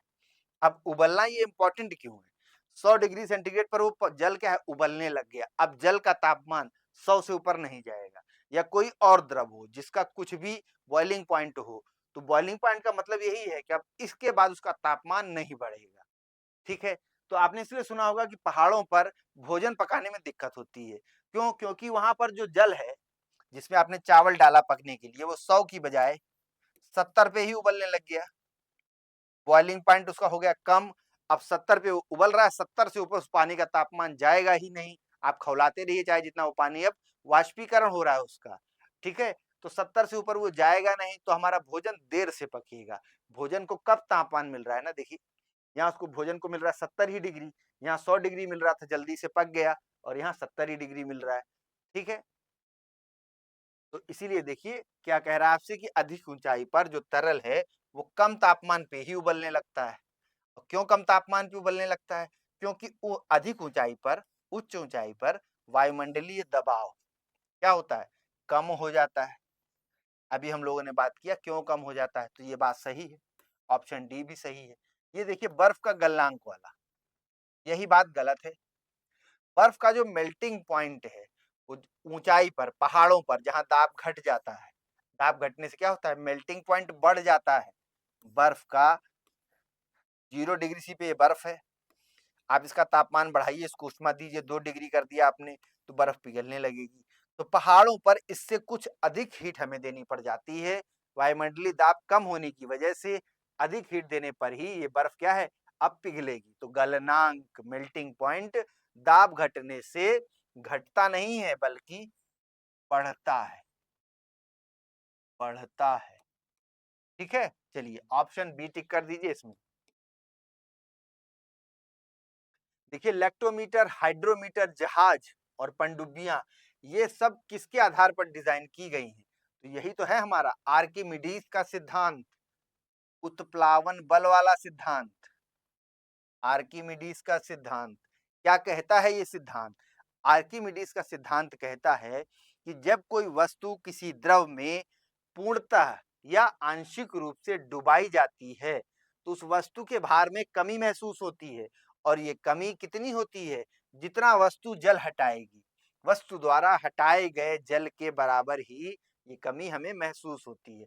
यही है आर्किमिडीज का सिद्धांत। इसी सिद्धांत के आधार पर देखिए हमने बड़े बड़े जहाज बना लिए हैं, पनडुब्बियां बना ली हैं, और लेक्टोमीटर, हाइड्रोमीटर ये भी इसी आधार पर काम करते हैं। तो ऑप्शन ए टिक करेंगे। आगे बढ़ते हैं हम लोग। देखिए किसी तरल पदार्थ द्वारा लगाए जाने वाले घर्षण बल को क्या कहा जाता है?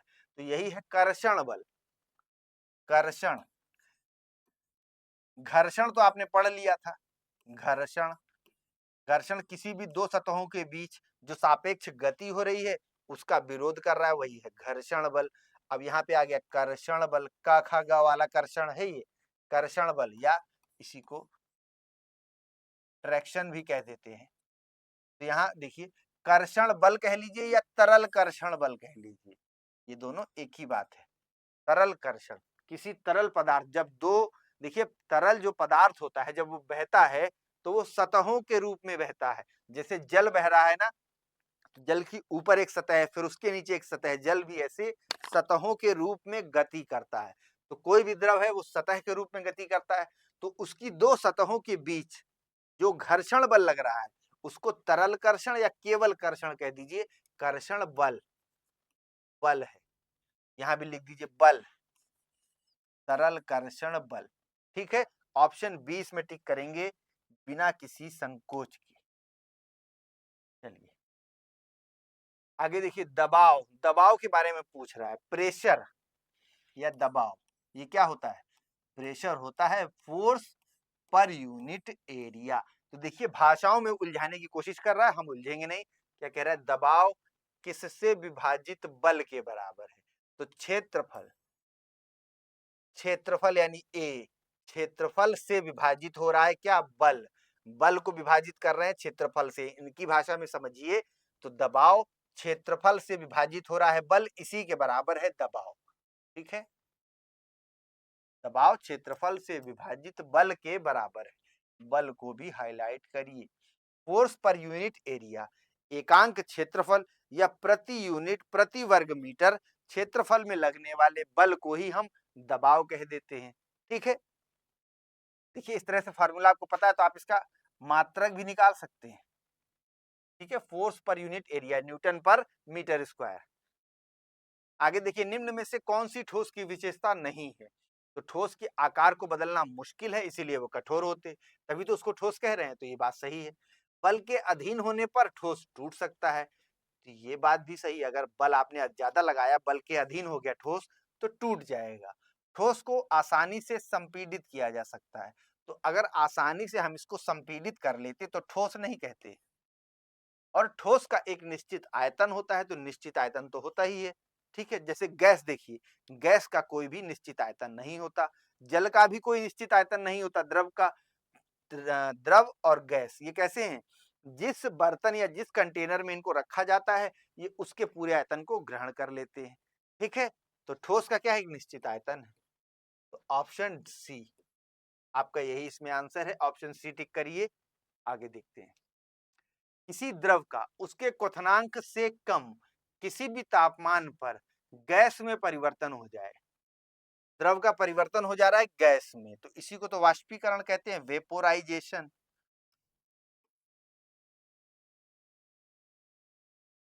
वेपोराइजेशन, वाष्पीकरण, वाष्पन की प्रक्रिया आरंभ हो गई। कोई द्रव है, वो क्या करेगा? अपने बॉइलिंग पॉइंट तक पहुंचेगा, उसको आप गर्म करते जाएंगे, वो बॉइलिंग पॉइंट तक पहुंचेगा, उस पॉइंट के बाद उस द्रव का तापमान नहीं बढ़ेगा और वो द्रव अब क्या होगा? बॉयल होने लगेगा और यहीं से वाष्पीकरण की प्रक्रिया आरंभ हो जाएगी।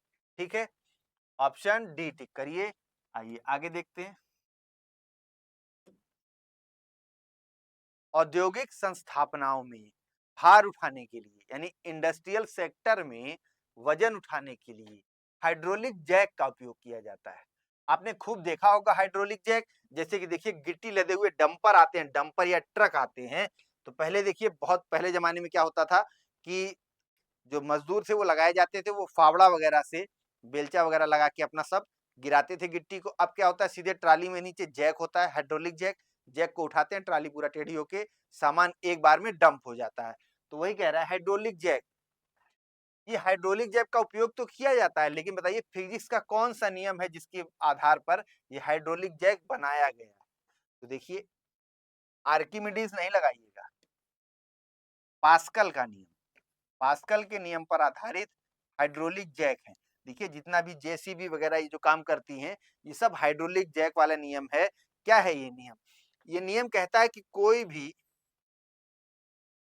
हमारा बंद कंटेनर है, इसमें द्रव भरा हुआ है, द्रव भरा हुआ है, तो इस द्रव पर आप कहीं से भी किसी भी दिशा से बल लगाइए, तो जितना बल आप लगाएंगे उतना बल इस द्रव की सभी सतहों पर एक समान रूप से विभाजित हो जाएगा, यानी कहीं पर भी आप दीजिए तो उतना ही बल आपको प्राप्त हो जाएगा। देखिए, कोई ठोस पिंड पर आप बल लगाइए तो वो पिंड क्या होगा, टूट जाएगा। अगर अधिक बल लगाएंगे, कम बल लगाएंगे तो उसकी संरचना में परिवर्तन हो जाएगा। जैसे समझिए गुथा हुआ आटा है, आप उस पर बल लगाइए तो क्या होगा, वो अपनी अवस्था में परिवर्तन कर लेगा, उसकी अवस्था बदल जाएगी ना। ठीक है, लेकिन द्रव के साथ ऐसा नहीं है। द्रव क्या है, द्रव में आप कितना भी बल लगाइए, द्रव की अवस्था में परिवर्तन नहीं होगा। देखिए, बोतल है, जैसे पानी की बोतल है, आप इसको देखिए, जैसे पानी की बोतल है, इसमें द्रव भरा हुआ है। अब आप सोचिए हम इसको दबा लें द्रव को, तो दबेगा नहीं, ये आगे बढ़ जाएगा, उस बल को आगे बढ़ा देगा। जैसे देखिए, बोतल कहीं से पिचकी हुई हो, बोतल आपकी कहीं से पिचकी हो, आप उसमें पानी भरिए, फिर दबाइए, देखिए बोतल फैल जाएगी। तो कैसे फैल जाएगी, जो बल आपने पानी पर लगाया, उसके अंदर जो पानी था, उस पानी ने वही बल बाहरी सतहों पर अप्लाई कर दिया। तो ये बल क्या है, अपनी अवस्था में द्रव परिवर्तन नहीं करेगा। आप पूरा बोतल को भर लीजिए एकदम, बिल्कुल उसमें बिल्कुल भी जगह ना रहे, फिर बल लगाइए, देखिए बोतल को फाड़ के वो बल द्रव बाहर आ जाएगा। तो द्रव जो है वो अपनी अवस्था में परिवर्तन नहीं करेगा। ठीक है, तो यही है पास्कल का नियम। तो इसी नियम के आधार पर हमने बना दिया हाइड्रोलिक जैक। इसके अंदर एक फ्लूइड भर देते हैं, अच्छा वाला, पानी नहीं, बढ़िया फ्लूइड भरते हैं जो खूब विस्कस हो, और इस फ्लूइड को फिर हम क्या करते हैं, एक तरफ से बल लगाते हैं। अब ये द्रव है, ये आगे ट्रांसफर कर देगा इसी बल को, और जैक हमारा उठ जाएगा। ठीक है, ट्राली हमारी उठ जाएगी। यही है पास्कल का नियम। तो क्या टिक करेंगे, ऑप्शन सी। आगे देखिए, उष्मा ध्वनि एवं तरंग गति से संबंधित ये प्रश्न है। क्या कह रहा है आपसे, पढ़िए थोड़ा। निम्न में से किस नियम के अनुसार विद्युत धारा द्वारा उत्पन्न ऊष्मा, जो करंट है हमारा, इलेक्ट्रिकल करंट यानी आई, इसके द्वारा उत्पन्न ऊष्मा, ऊष्मा इसको हम लोग एमिटेड हीट या ई से प्रदर्शित करेंगे। इसी का फार्मूला आपसे पूछ रहा है। देखिए, विद्युत धारा के द्वारा उत्पन्न ऊष्मा चालक के प्रतिरोध और धारा के वर्ग, आई धारा है, धारा का वर्ग और उसके प्रवाहित होने के समय के सीधे समानुपाती होती है। तो यही है फार्मूला। देखिए, विद्युत धारा किसी परिपथ में प्रवाहित हो रही है, तो उसके द्वारा उत्पन्न ऊष्मा के लिए आपसे सीधे सीधे फार्मूला पूछ लिया है, तो बता दीजिए फार्मूला क्या हो जाएगा, E equal to I square R T.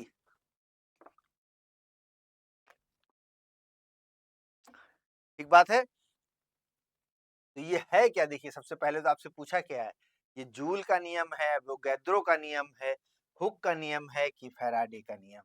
तो बताइए क्या है, ये जूल का नियम है, यही है जूल का नियम। E equal to I square R T. E क्या है, एमिटेड हीट है। ठीक है, जूल का नियम।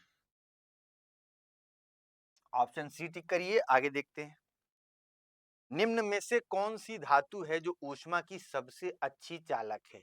देखिए, सबसे अच्छी चालक है ऊष्मा की चांदी, चांदी, और चांदी के बाद आता है तांबा। आजकल आप देखते होंगे कि मार्केट से आप कोई नया स्टेनलेस स्टील का बर्तन लीजिए तो उसके नीचे तांबा या कॉपर की कोटिंग रहती है। तांबा वैसे तो महंगा है, बहुत मोटा तो नहीं देते हैं, एक पतली सी उसकी कोटिंग कर देते हैं। क्यों कर देते हैं, इसीलिए कर देते हैं कि जो हीट है, आप खाना इसमें बनाएंगे तो हीट जो ट्रांसफर हो आगे बर्तन की तरफ, फिर बर्तन में स्थित भोजन की तरफ, उस हीट का ट्रांसफर बहुत बेहतर तरीके से हो, अच्छी तरह से हो। तो तांबा का देखिए लेपन करते हैं हीट ट्रांसफर के लिए, चांदी का नहीं करते। चांदी करें तो क्या होगा, चांदी तो और भी अच्छी चालक है, किसकी, ऊष्मा की, ऊष्मा की सबसे अच्छी चालक चांदी। तो चांदी तो भैया फिर महंगी पड़ेगी, इसलिए आर्थिक कारणों से चांदी यूज नहीं करते, तांबा यूज कर देते। तो सबसे अच्छा चालक, हीट कंडक्टर सबसे अच्छा सिल्वर। ठीक है, ऑप्शन डी टिक करिए, आगे देखते हैं। ध्वनि तरंगे जिनकी आवृत्ति कितने हर्ट्ज से कम हो तो उन्हें अवश्रव्य, इंफ्रासाउंड कहा जाएगा, जिनको हम नहीं सुन सकते। तो देखिए, 20 हर्ट्ज, फिर 20 से 20,000, 20,000 हर्ट्ज, HZ से इसको दिखाते हैं। तो देखिए 20 हर्ट्ज से कम की साउंड ये अवश्रव्य है, ठीक है। और 20,000 से ऊपर ये क्या है, पराश्रव्य है, पराश्रव्य। और 20 से 20,000 की जो रेंज है यही श्रव्य रेंज है, ऑडिबल है। श्रव्य में बहुत परेशान मत होइए, श्रव्य मतलब ऑडिबल है, सुन सकते हैं। कौन?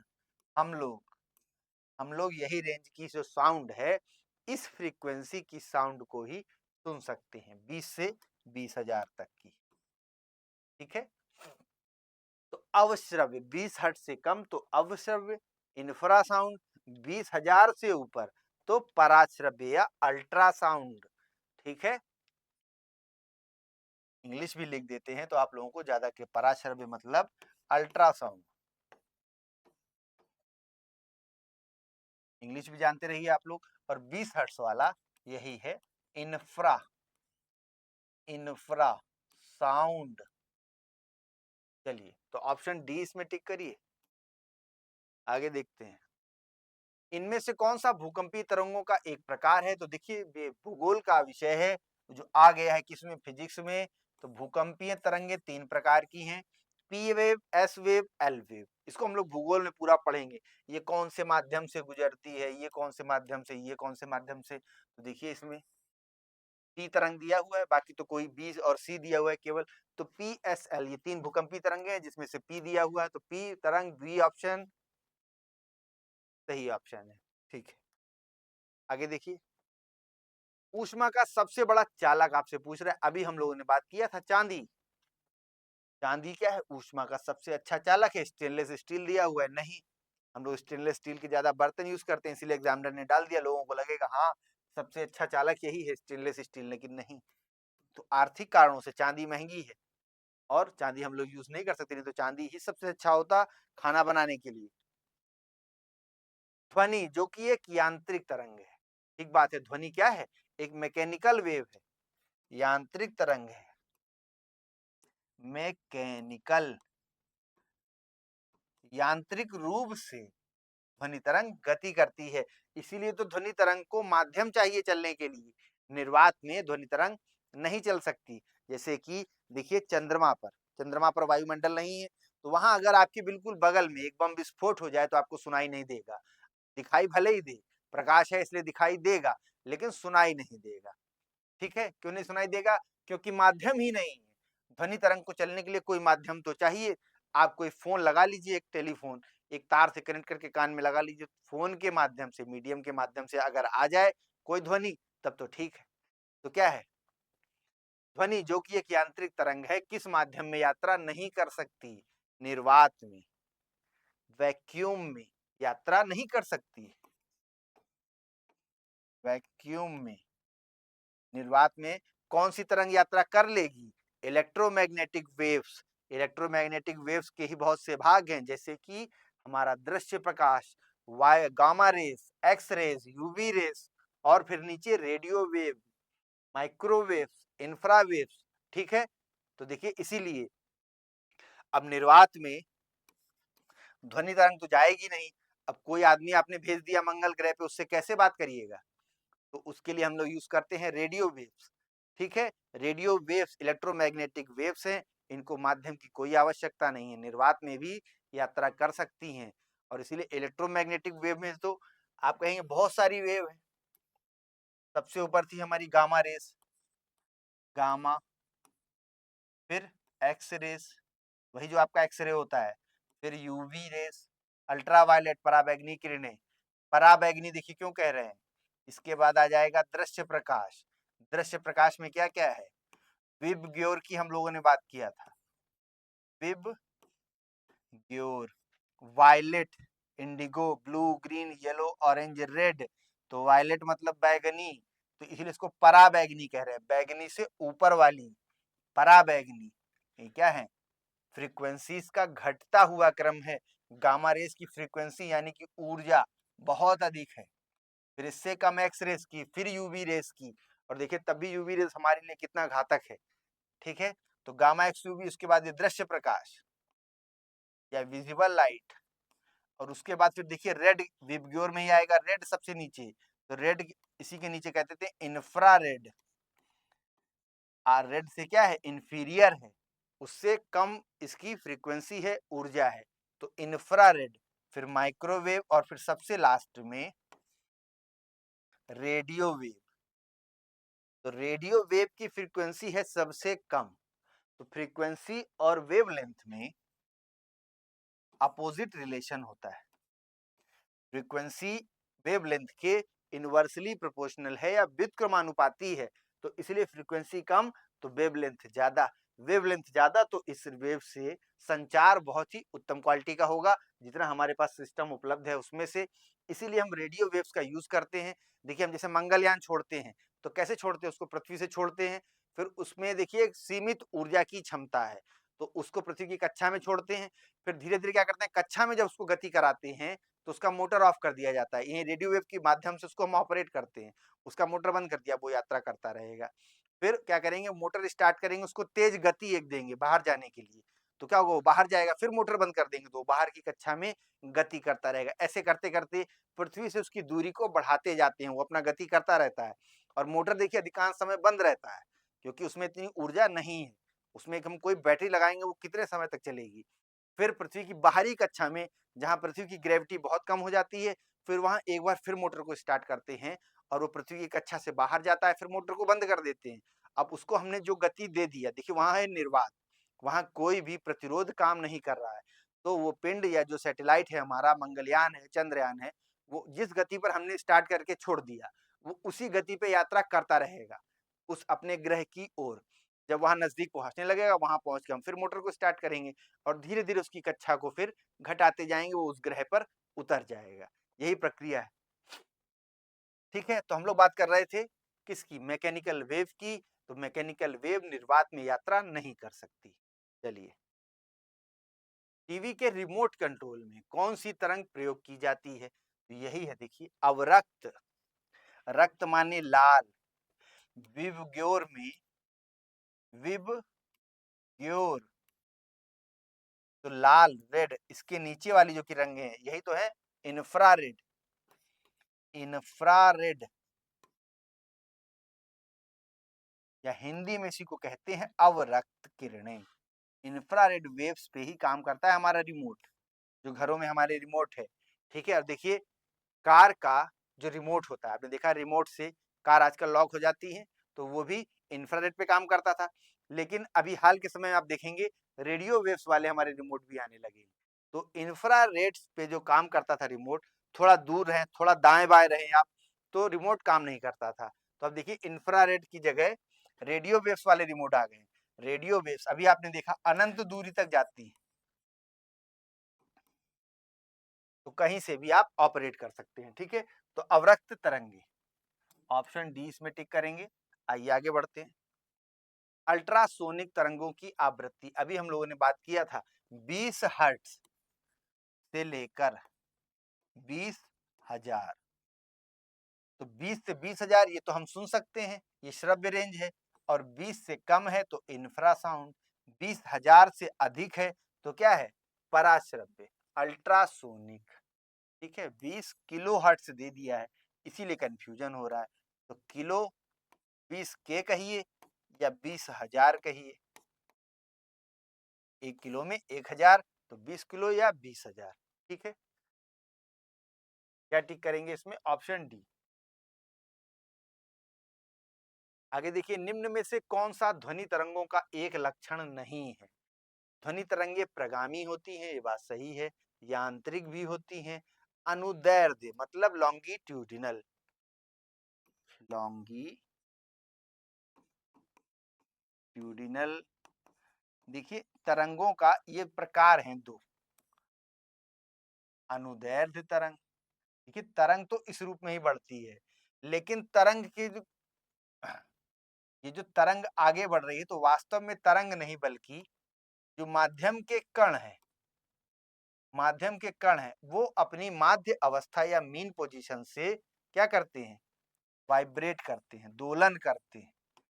ठीक है, तो इसी आधार पर लॉन्गिट्यूडनल और ट्रांसवर्स दो तरह की वेव हम बताते हैं, ठीक है, इन्हीं माध्यम के कणों के दोलन के आधार पर। तो क्या है हमारी ध्वनि तरंगे, क्या है, अनुदैर्ध्य होती हैं। अनुप्रस्थ दे तो हाँ अनुप्रस्थ भी होती हैं, यांत्रिक तो होती ही हैं, प्रगामी प्रकार की भी होती हैं जो माध्यम के द्वारा आगे बढ़ती जाती हैं। विद्युत चुंबकत्व जो है, इलेक्ट्रोमैग्नेटिज्म, ये आपने पढ़ा, ये एक अलग है। इलेक्ट्रोमैग्नेटिज्म, विद्युत चुंबकीय तरंगे, इसकी हम लोगों ने कई बार बात की। इसी में एक सबसे मैग्नेटिज्म, तो इलेक्ट्रोमैग्नेटिज्म या इलेक्ट्रोमैग्नेटिक रेडिएशन जो है इसी के अंतर्गत है आपका दृश्य प्रकाश, gamma rays, UV rays, X rays, infrared, radio wave, ये सब इसी का प्रकार है। तो ध्वनि तरंगों का एक लक्षण ये नहीं है कि वो विद्युत चुंबकत्व प्रदर्शित करे, ठीक है। चलिए ऑप्शन सी इसमें टिक कर दीजिए।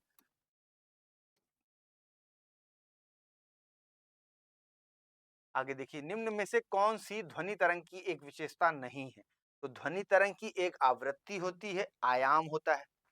आयाम क्या है, देखिए कोई तरंग है, ऐसे ऐसे जा रही है, तो ये जो दूरी है यही इसका आयाम है। तो आवृत्ति, आवृत्ति की हम लोगों ने बात किया, जो पार्टिकल है उनकी ऊर्जा, वही है आवृत्ति। अपने मध्य स्थिति से वो कितना दोलन कर रहे हैं, तो आवृत्ति ध्वनि तरंगों की विशेषता है, आयाम भी विशेषता है, चाल तो होगी ही।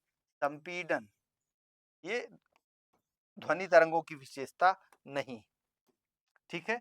ऑप्शन सी आपने टिक किया। आगे देखते हैं, प्रकाश से संबंधित कुछ प्रश्न देखिए, क्या कह रहा है, निम्न में से कौन सी वस्तु केवल परावर्तित प्रकाश के कारण दिखाई देती है? तो जलती हुई मोमबत्ती, ये खुद के प्रकाश से दिखाई दे रही है। मोमबत्ती स्वयं जल रही है, जिसके जलने से प्रकाश पैदा हो रहा है और इसी कारण ये दिखाई दे रही है। जलती हुई मशाल, उसमें भी यही मामला है, उस मशाल के अंदर कोई पदार्थ है और कोई रासायनिक क्रिया हो रही है, मशाल जल रही है। कोई ईंधन हम दहन कर रहे हैं जिससे मशाल दिख रही है। तारे, तारों का स्वयं का प्रकाश होता है, हम यही बात तो कहते हैं तारे और ग्रह में अंतर। तो तारे में भी क्या हो रहा है, संलयन की प्रक्रिया होती है, हाइड्रोजन गैस है वो केंद्र की तरफ भागती है, वहां जुड़ती है, वो हीलियम बन जाता है। हीलियम, हाइड्रोजन, हाइड्रोजन मिलके, तो यही क्या है, संलयन, इसको संलयन की प्रक्रिया बोलते हैं। दो नाभिक जुड़ते हैं और बहुत अधिक मात्रा में ऊर्जा निकलती है, तो वही तारों के चमकने का कारण है। जैसे हमारा सूर्य, सन, ये भी एक तारा है, ये भी संलयन की प्रक्रिया पर आधारित है और इससे ऊष्मा निकल रही है। तो क्या है, चंद्रमा, क्या है, कौन सी वस्तु केवल परावर्तित प्रकाश के कारण दिखाई देती है? सूर्य का प्रकाश चंद्रमा पर पड़ता है, जिसके कारण परावर्तित प्रकाश हम तक पहुंचता है और चंद्रमा हमें दिखाई देता है। यही हाल पृथ्वी का भी है और सभी ग्रहों का यही हाल है। किसी भी ग्रह का अपना खुद का प्रकाश नहीं होता है, वो सभी ग्रह परावर्तित प्रकाश के कारण दिखाई देते हैं। और परावर्तित प्रकाश ये आ कहां से रहा है, तो उसके तारे से आ रहा है। उसका जो भी नजदीकी तारा है, एक तारा होगा सूर्य जैसे हमारे सौर मंडल में, और कुछ इसके परिक्रमा करने वाले ग्रह होंगे, तो इसी को एक सौर मंडल कहते हैं। तो चंद्रमा, ऑप्शन सी टिक करेंगे। आगे देखिए, यदि प्रकाश एक दूसरे के सामने रखे गए दो दर्पणों से परावर्तित हो तो बताइए कितने प्रतिबिंब बनेंगे? दो दर्पण हमने रख दिए एक दूसरे के सामने। अब सामने का मतलब ये है कि बिल्कुल समानांतर होने चाहिए। दो दर्पण इस तरह से रख दिए। देखिए, आप कभी मेला वगैरह घूमने गए हो, जैसे अभी प्रयागराज में कुंभ मेला चल रहा है, वहां अक्सर घूमने जाइए तो इस तरह से आपको दिखेगा। वहां पर एक मतलब बंद जगह होती है, घूमने फिरने का मनोरंजन का ये स्थल है। तो यहाँ पर दो दर्पण लगा दी जाएंगे, उसमें आपको बहुत सारे अपने प्रतिबिंब दिखेंगे। तो वास्तव में अगर दो समानांतर दर्पण लगा दिए जाए तो उनके बीच क्या होगा, कोई प्रकाश सोर्स है, वहां से प्रकाश आ रहा है, यहाँ पड़ेगा, यहाँ से यहाँ परावर्तित होगा, वहां से यहाँ होगा, वहां से यहाँ होगा। तो ऐसे करते हुए अनंत अनंत प्रतिबिंब बनते जाएंगे, ठीक है। तो उसमें ऑप्शन क्या टिक करेंगे? Option B. निम्न में से किसका उपयोग सर्च लाइट, मतलब वही टॉर्च की बात हो रही है, टॉर्च, टॉर्च को ये लोग अंग्रेजी में सर्च लाइट बोलते हैं, तो यहाँ भी बोलने लगे हैं। सर्च लाइटों में परावर्तक के रूप में प्रयोग किया जाता है, तो ये है अवतल दर्पण। देखिए, अवतल दर्पण कैसा दर्पण होता है? जिसका तल अंदर धसा हुआ हो। ये है कटोरी, देखा है आपने टॉर्च में? वही तो है, कटोरी के ऊपर लगा होता है दर्पण उसी कटोरी के आकार का, जिससे प्रकाश परावर्तित होकर आगे जाता है। तो ये अवतल दर्पण है। कैसे याद रखेंगे? उत्तल दर्पण मतलब उसका तल उठा हुआ होगा, उठा हुआ होगा, ऐसे होता है उत्तल दर्पण। ठीक है, जैसे आपकी गाड़ी का साइड मिरर वो उठा हुआ दर्पण है, बीच में देखेंगे तो बीच में मोटा रहता है, और अवतल दर्पण जो होता है ये बीच में पतला होता है, बीच में गड्ढा रहेगा, अवतल, दबा हुआ तल। जैसे डेंटिस्ट एक औजार का यूज करते हैं आपके दांत को देखने के लिए, तो उसमें कभी देखिएगा एक लंबी सी डंडी होती है और आगे गोल एक तस्तरी छोटी सी रहती है, तो उसमें आपके मुंह में डालेंगे और दांत की परछाई उसमें आपको दिखेगी। तो क्या है? ये अवतल दर्पण है। ये भी आपसे क्वेश्चन पूछा जाता है, निम्न में से कौन सा दर्पण डेंटिस्टों द्वारा यूज किया जाता है, उत्तल की अवतल? तो ये सब क्या है? अवतल दर्पण है। ठीक है, उत्तल दर्पण जैसे गाड़ी का साइड मिरर। और लेंस, कोई आप जूम करने के लिए लेंस यूज करते हैं, उसको देखिएगा कभी बीच में मोटा होता है, जूम करता चला जाता है। कभी आपने बचपन में कागज वगैरह जलाया हो सूरज की रोशनी से दर्पण यूज करके, तो वो दर्पण कौन सा है? दर्पण नहीं, वो लेंस होता है, उत्तल दर्पण। देखिए दर्पण कांच का दोनों ही बनते हैं, दर्पण और लेंस में फर्क क्या है? दर्पण एक लेंस के पीछे की जो परत है उसको हम क्या करते हैं, एक कोटिंग के द्वारा उसको ढक देते हैं, तो बन जाता है दर्पण। और नहीं ढकेंगे तो क्या है? लेंस है। ठीक है, तो अवतल दर्पण, ऑप्शन सी इसमें टिक करेंगे। आगे देखते हैं, आपतित किरण आपतन बिंदु पर लंब। ये है हमारी आपतित किरण, और ये हो गया आपतन बिंदु। और परावर्तित किरण यहाँ परावर्तित हो सकती है या इसी माध्यम में परावर्तित हो सकती है। तो क्या कह रहा है? आपतित किरण, आपतन बिंदु, लंब किरण और परावर्तित किरण, ये सभी कहाँ अवस्थित होते हैं? तो समान समतल में, एक ही तल में अवस्थित होते हैं। ऑप्शन बी टिक करेंगे। चलिए आगे देखते हैं, सूरज की रोशनी के स्पेक्ट्रम को प्राप्त करने के लिए ग्लास प्रिज्म का उपयोग करने वाला पहला व्यक्ति कौन था? तो यही थे आइजैक न्यूटन। इन्होंने ही प्रिज्म का उपयोग किया। प्रिज्म, प्रिज्म में से सूर्य का प्रकाश गुजारा, और देखिए ये 7 रंगों में विभक्त हो गया, और आगे इलेक्ट्रोमैग्नेटिक स्पेक्ट्रम को बताया गया, उसके विभिन्न भाग बताए गए। ठीक है, तो आइजैक न्यूटन। विद्युत एवं इलेक्ट्रॉनिक से संबंधित कुछ प्रश्न देखिए, निम्न में से क्या सौर सेल उपयोग करने का एक प्रमुख लाभ है? तो इसके बाहरी क्षेत्र में धातु होती है, सही बात है। इसमें गतिमान पुर्जे नहीं होते, फिर दे रहा है इसमें गतिमान पुर्जे होते हैं, फिर यह दोलन गति दर्शाता है। तो लाभ क्या है? प्रमुख लाभ क्या है? तो प्रमुख लाभ यही कि इसमें गतिमान पुर्जे नहीं होते। Option B. ठीक है, आगे देखिए, विद्युत सेल के प्रतीक में मोटी और छोटी रेखा, देखिए 2 रेखाएं मोटी मोटी इस तरह से प्लस का निशान, और एक रेखा मोटी और छोटी रेखा क्या है? माइनस का निशान, इस तरह से। तो क्या है? ऋणात्मक टर्मिनल। ऑप्शन बी टिक करेंगे। आगे देखिए, हम विद्युत चालक में विद्युत धारा की तुलना किससे कर सकते हैं? बताइए। इसी चालक में विद्युत की धारा बह रही है, तो ऐसे ही नदी में जल धाराएं बहती। ऑप्शन बी, थोड़ा सा कॉमन सेंस का क्वेश्चन है, ना कि फिजिक्स का। आगे देखिए, 2 टर्मिनल वाला एक निष्क्रिय वैद्युत घटक है जो परिपथ में विद्युत प्रतिरोध उत्पन्न करता है। तो क्या है? प्रतिरोध। प्रतिरोध क्या है? 2 टर्मिनल वाला एक निष्क्रिय वैद्युत घटक है, और यही परिपथ में क्या करता है? विद्युत प्रतिरोध को उत्पन्न करता है। इनमें से किसके अनुसार तापमान और अन्य भौतिक स्थितियां नियत रहने पर किसी चालक के 2 बिंदुओं के बीच प्रवाहित होने वाली धारा दोनों बिंदुओं के बीच विभवांतर के अनुक्रमानुपाती है? तो बताइए ये कौन सा नियम है? यही तो है ओम का नियम। क्या कहता है आपसे ओम का नियम? ओम का नियम कहता है कि देखिए क्या कह रहा है आपसे, वहां से देखिए, इनमें से किसके अनुसार तापमान और अन्य भौतिक स्थितियां क्या है? सेम है। तापमान वगैरह सारी भौतिक स्थितियां हमने सेम कर दी। तो चालक के 2 बिंदुओं के बीच जो प्रवाहित होने वाली धारा है, आई, वो क्या होगी, दोनों उन चालक के दोनों बिंदुओं के बीच जो विभवांतर है, विभवांतर मतलब वोल्ट, तो इसके क्या होगी, अनुक्रमानुपाती होगी। ठीक है, तो इसी में क्या किया, एक हमने कांस्टेंट लगाया तो बन गया I is equal to V by R, या इसी को हम कहते हैं V is equal to R I. P क्या है, दोनों बिंदुओं के बीच, परिपथ के दोनों टर्मिनल के बीच पोटेंशियल डिफरेंस, इसी को हम वोल्ट कहते हैं। V वोल्ट, I क्या है, धारा, जो उस परिपथ में धारा बह रही है, और R क्या है, उस परिपथ का प्रतिरोध। यही बताया था ओम महोदय ने, ओम जी ने, तो ओम जी का यही ओम का नियम। ठीक है, ऑप्शन बी टिक करेंगे। आगे देखिए, शक्ति P, प्रवाह I और प्रतिरोध R के बीच आपको बताना है कि क्या संबंध है। तो ये है P is equal to I square R, P is equal to I square R. क्या टिक करेंगे इसमें, option D, P is equal to I और R। आपसे सीधे सीधे क्या पूछा है कि शक्ति P, प्रवाह I और प्रतिरोध R के बीच क्या संबंध है।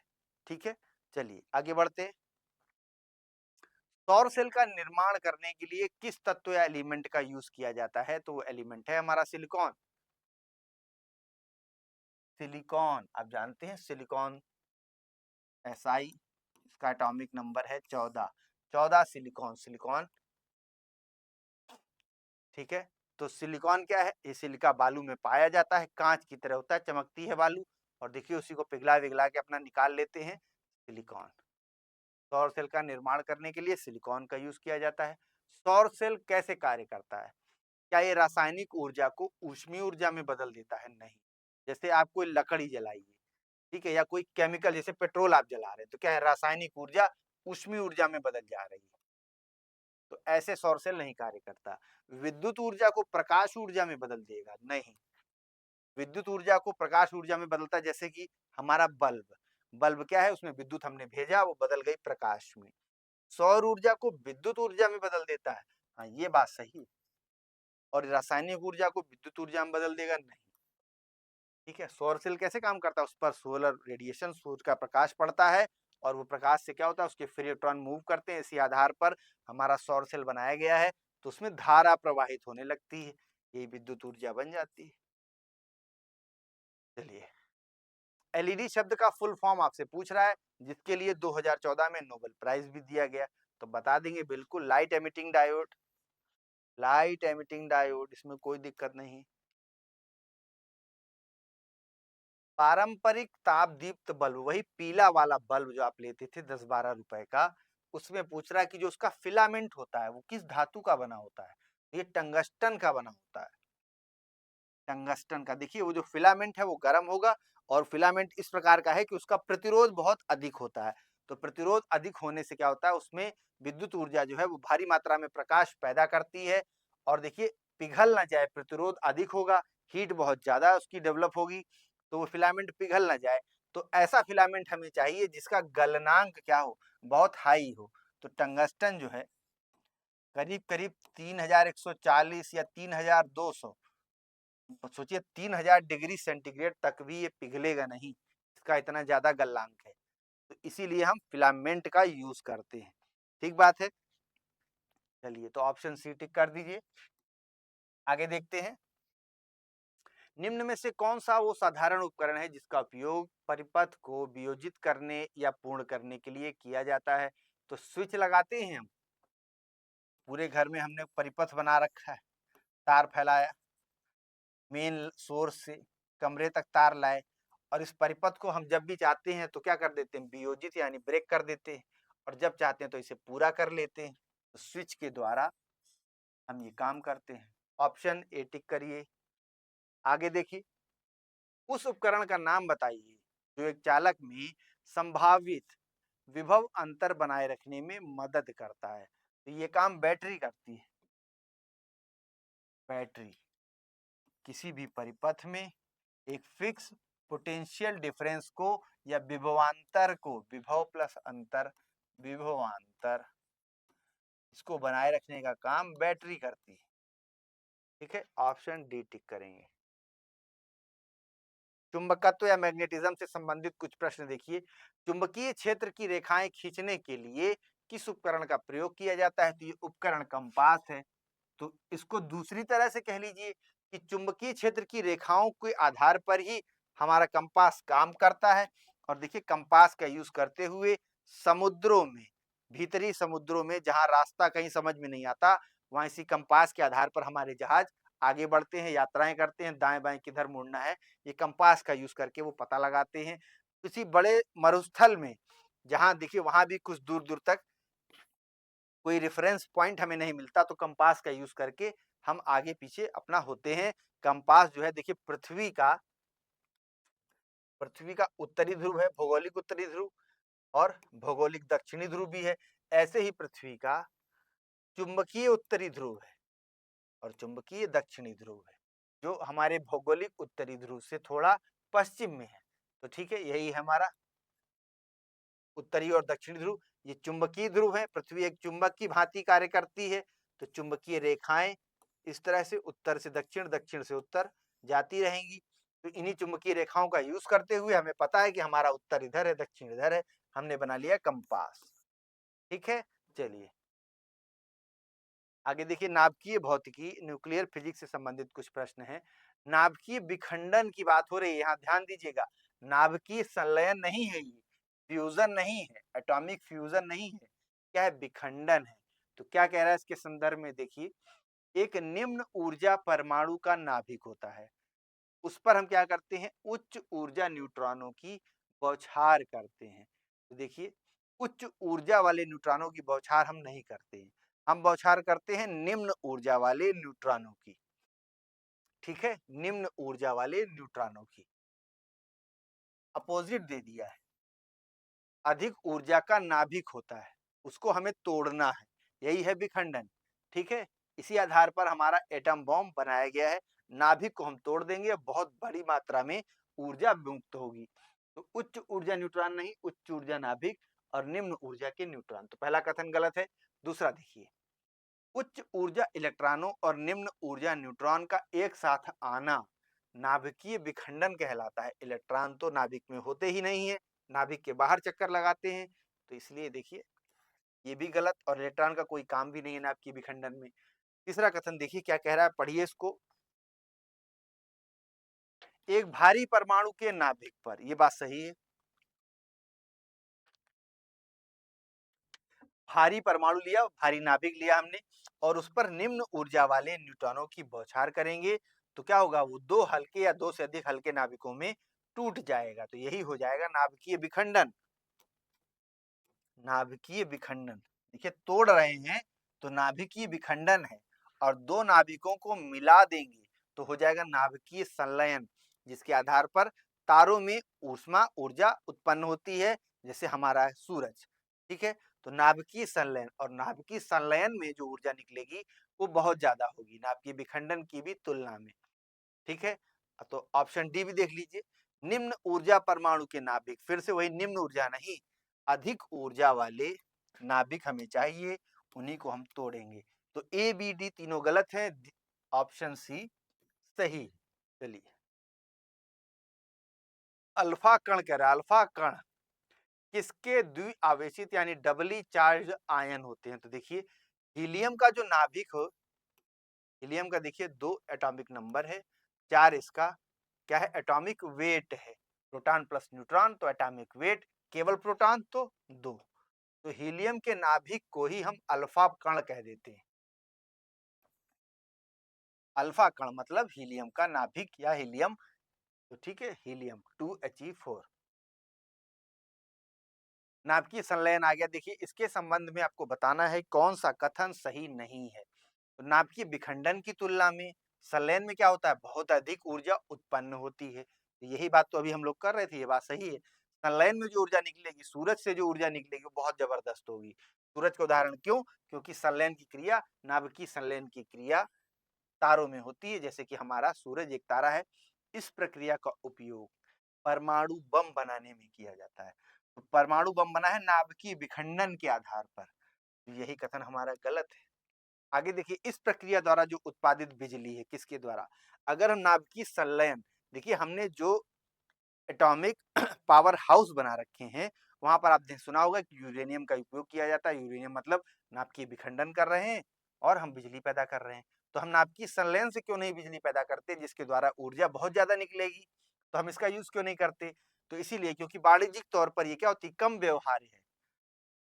वाणिज्यिक तौर पर लागत मतलब कि ज्यादा आ जाएगी संलयन से अगर पैदा करेंगे। वाणिज्यिक तौर पर मतलब कॉमर्शियली कम व्यवहार या कम अर्थक्षम है। ठीक है, तारों की ऊर्जा का स्रोत है ये कौन, नाभिकीय संलयन। ये बात भी सही है, इसको क्यों काट दिया, तो सही था ना। तो ऑप्शन बी हमारा गलत है, परमाणु बम बनाने में इस प्रक्रिया का उपयोग नहीं किया जाता। आगे देखिए, आविष्कारों से संबंधित विद्युत बल्ब का आविष्कार किसने किया था, ये बताने की आवश्यकता नहीं है। थॉमस अल्वा एडिसन, इनका पूरा नाम है ये। एडिसन ने बल्ब का आविष्कार किया था। एफएम रेडियो का पेटेंट किसने कराया था, तो एक आदमी थे ये, एडविन एच आर्मस्ट्रॉन्ग, इन्होंने ही एफएम रेडियो का पेटेंट कराया था। किसने इंडक्शन मोटर की खोज की, तो हमारे टेस्ला, निकोला टेस्ला, इन्होंने ही इंडक्शन मोटर की खोज की थी। एफएम रेडियो का पेटेंट, फिर से वही प्रश्न, तो ये वही है, आर्मस्ट्रॉन्ग, एडविन एच आर्मस्ट्रॉन्ग। विविध में देख लीजिए, कौन सा डॉक्टर रॉबर्ट अल्टमैन द्वारा विकसित एक ऋण शोधन अक्षमता पूर्वानुमान सूत्र, इनसॉल्वेंसी प्रेडिक्शन फार्मूला है ये। इस फार्मूले से, जेड स्कोर एक फार्मूला है, इस फार्मूले का यूज किया जाता है किसी कंपनी की भविष्य को बताने के लिए। कंपनी की बैलेंस शीट को पढ़ा जाएगा, उसकी जो प्राप्तियां हैं, जो उसके घाटे हैं, जो उसके खर्चे हैं, जो उसका इनकम है, उन सभी के आधार पर ये अनुमान लगाया जाएगा कि कंपनी की भविष्य में क्या स्थिति होने वाली है। यही है जेड स्कोर। ये सवाल है इकोनॉमी का, इसीलिए विविध के सेक्शन में, इसको देखिए विविध के सेक्शन में डाला गया है। तो ऑप्शन ए, ऑप्शन ए आप टिक कर दीजिए। आइए आगे देखते हैं। ड्रिजल, ड्रिजल देखिए क्या होता है, ड्रिजल है अवक्षेपण या प्रेसिपिटेशन। प्रेसिपिटेशन ये भूगोल का प्रश्न है। संघनन क्या है, कंडेंसेशन, जिसके द्वारा बादल निर्माण प्रक्रिया होती है। वाष्पीकरण आप लोग जानते ही हैं, जल का वाष्पन होता है ऊपरी सतह से। और अवक्षेपण, इसी को कह रहे हैं प्रेसिपिटेशन। ड्रिजल, ड्रिजल शब्द ये यूज किया जाता है पश्चिमी देशों में हल्की बौछार के लिए। तो ठीक है, यही हो रहा है प्रेसिपिटेशन। भूगोल में भी हम पढ़ते हैं, पहले कंडेंसेशन होगा, सबसे पहले उससे पहले वाष्पीकरण होगा, फिर कंडेंसेशन होगा, फिर जब जो वायु है उसकी नमी को धारण करने की क्षमता 100% हो जाएगी, तो इससे ऊपर नमी आएगी तो स्टार्ट हो जाएगी बारिश, यही है प्रेसिपिटेशन। ठीक है, तो साथियों इसी के साथ हमारा फिजिक्स का पोर्शन कंप्लीट होता है एसएससी जीडी एग्जाम के लिए। और ये एग्जाम आपका बस कुछ ही दिनों में प्रस्तावित है, फरवरी माह में। अभी इसके एडमिट कार्ड जारी नहीं हुए हैं, शीघ्र ही आपको एडमिट कार्ड जारी होंगे।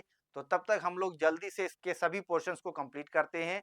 और हमारी जो बुक है एसएससी जीडी के लिए, वहां से ये पीवाईक्यूज आप देख सकते हैं।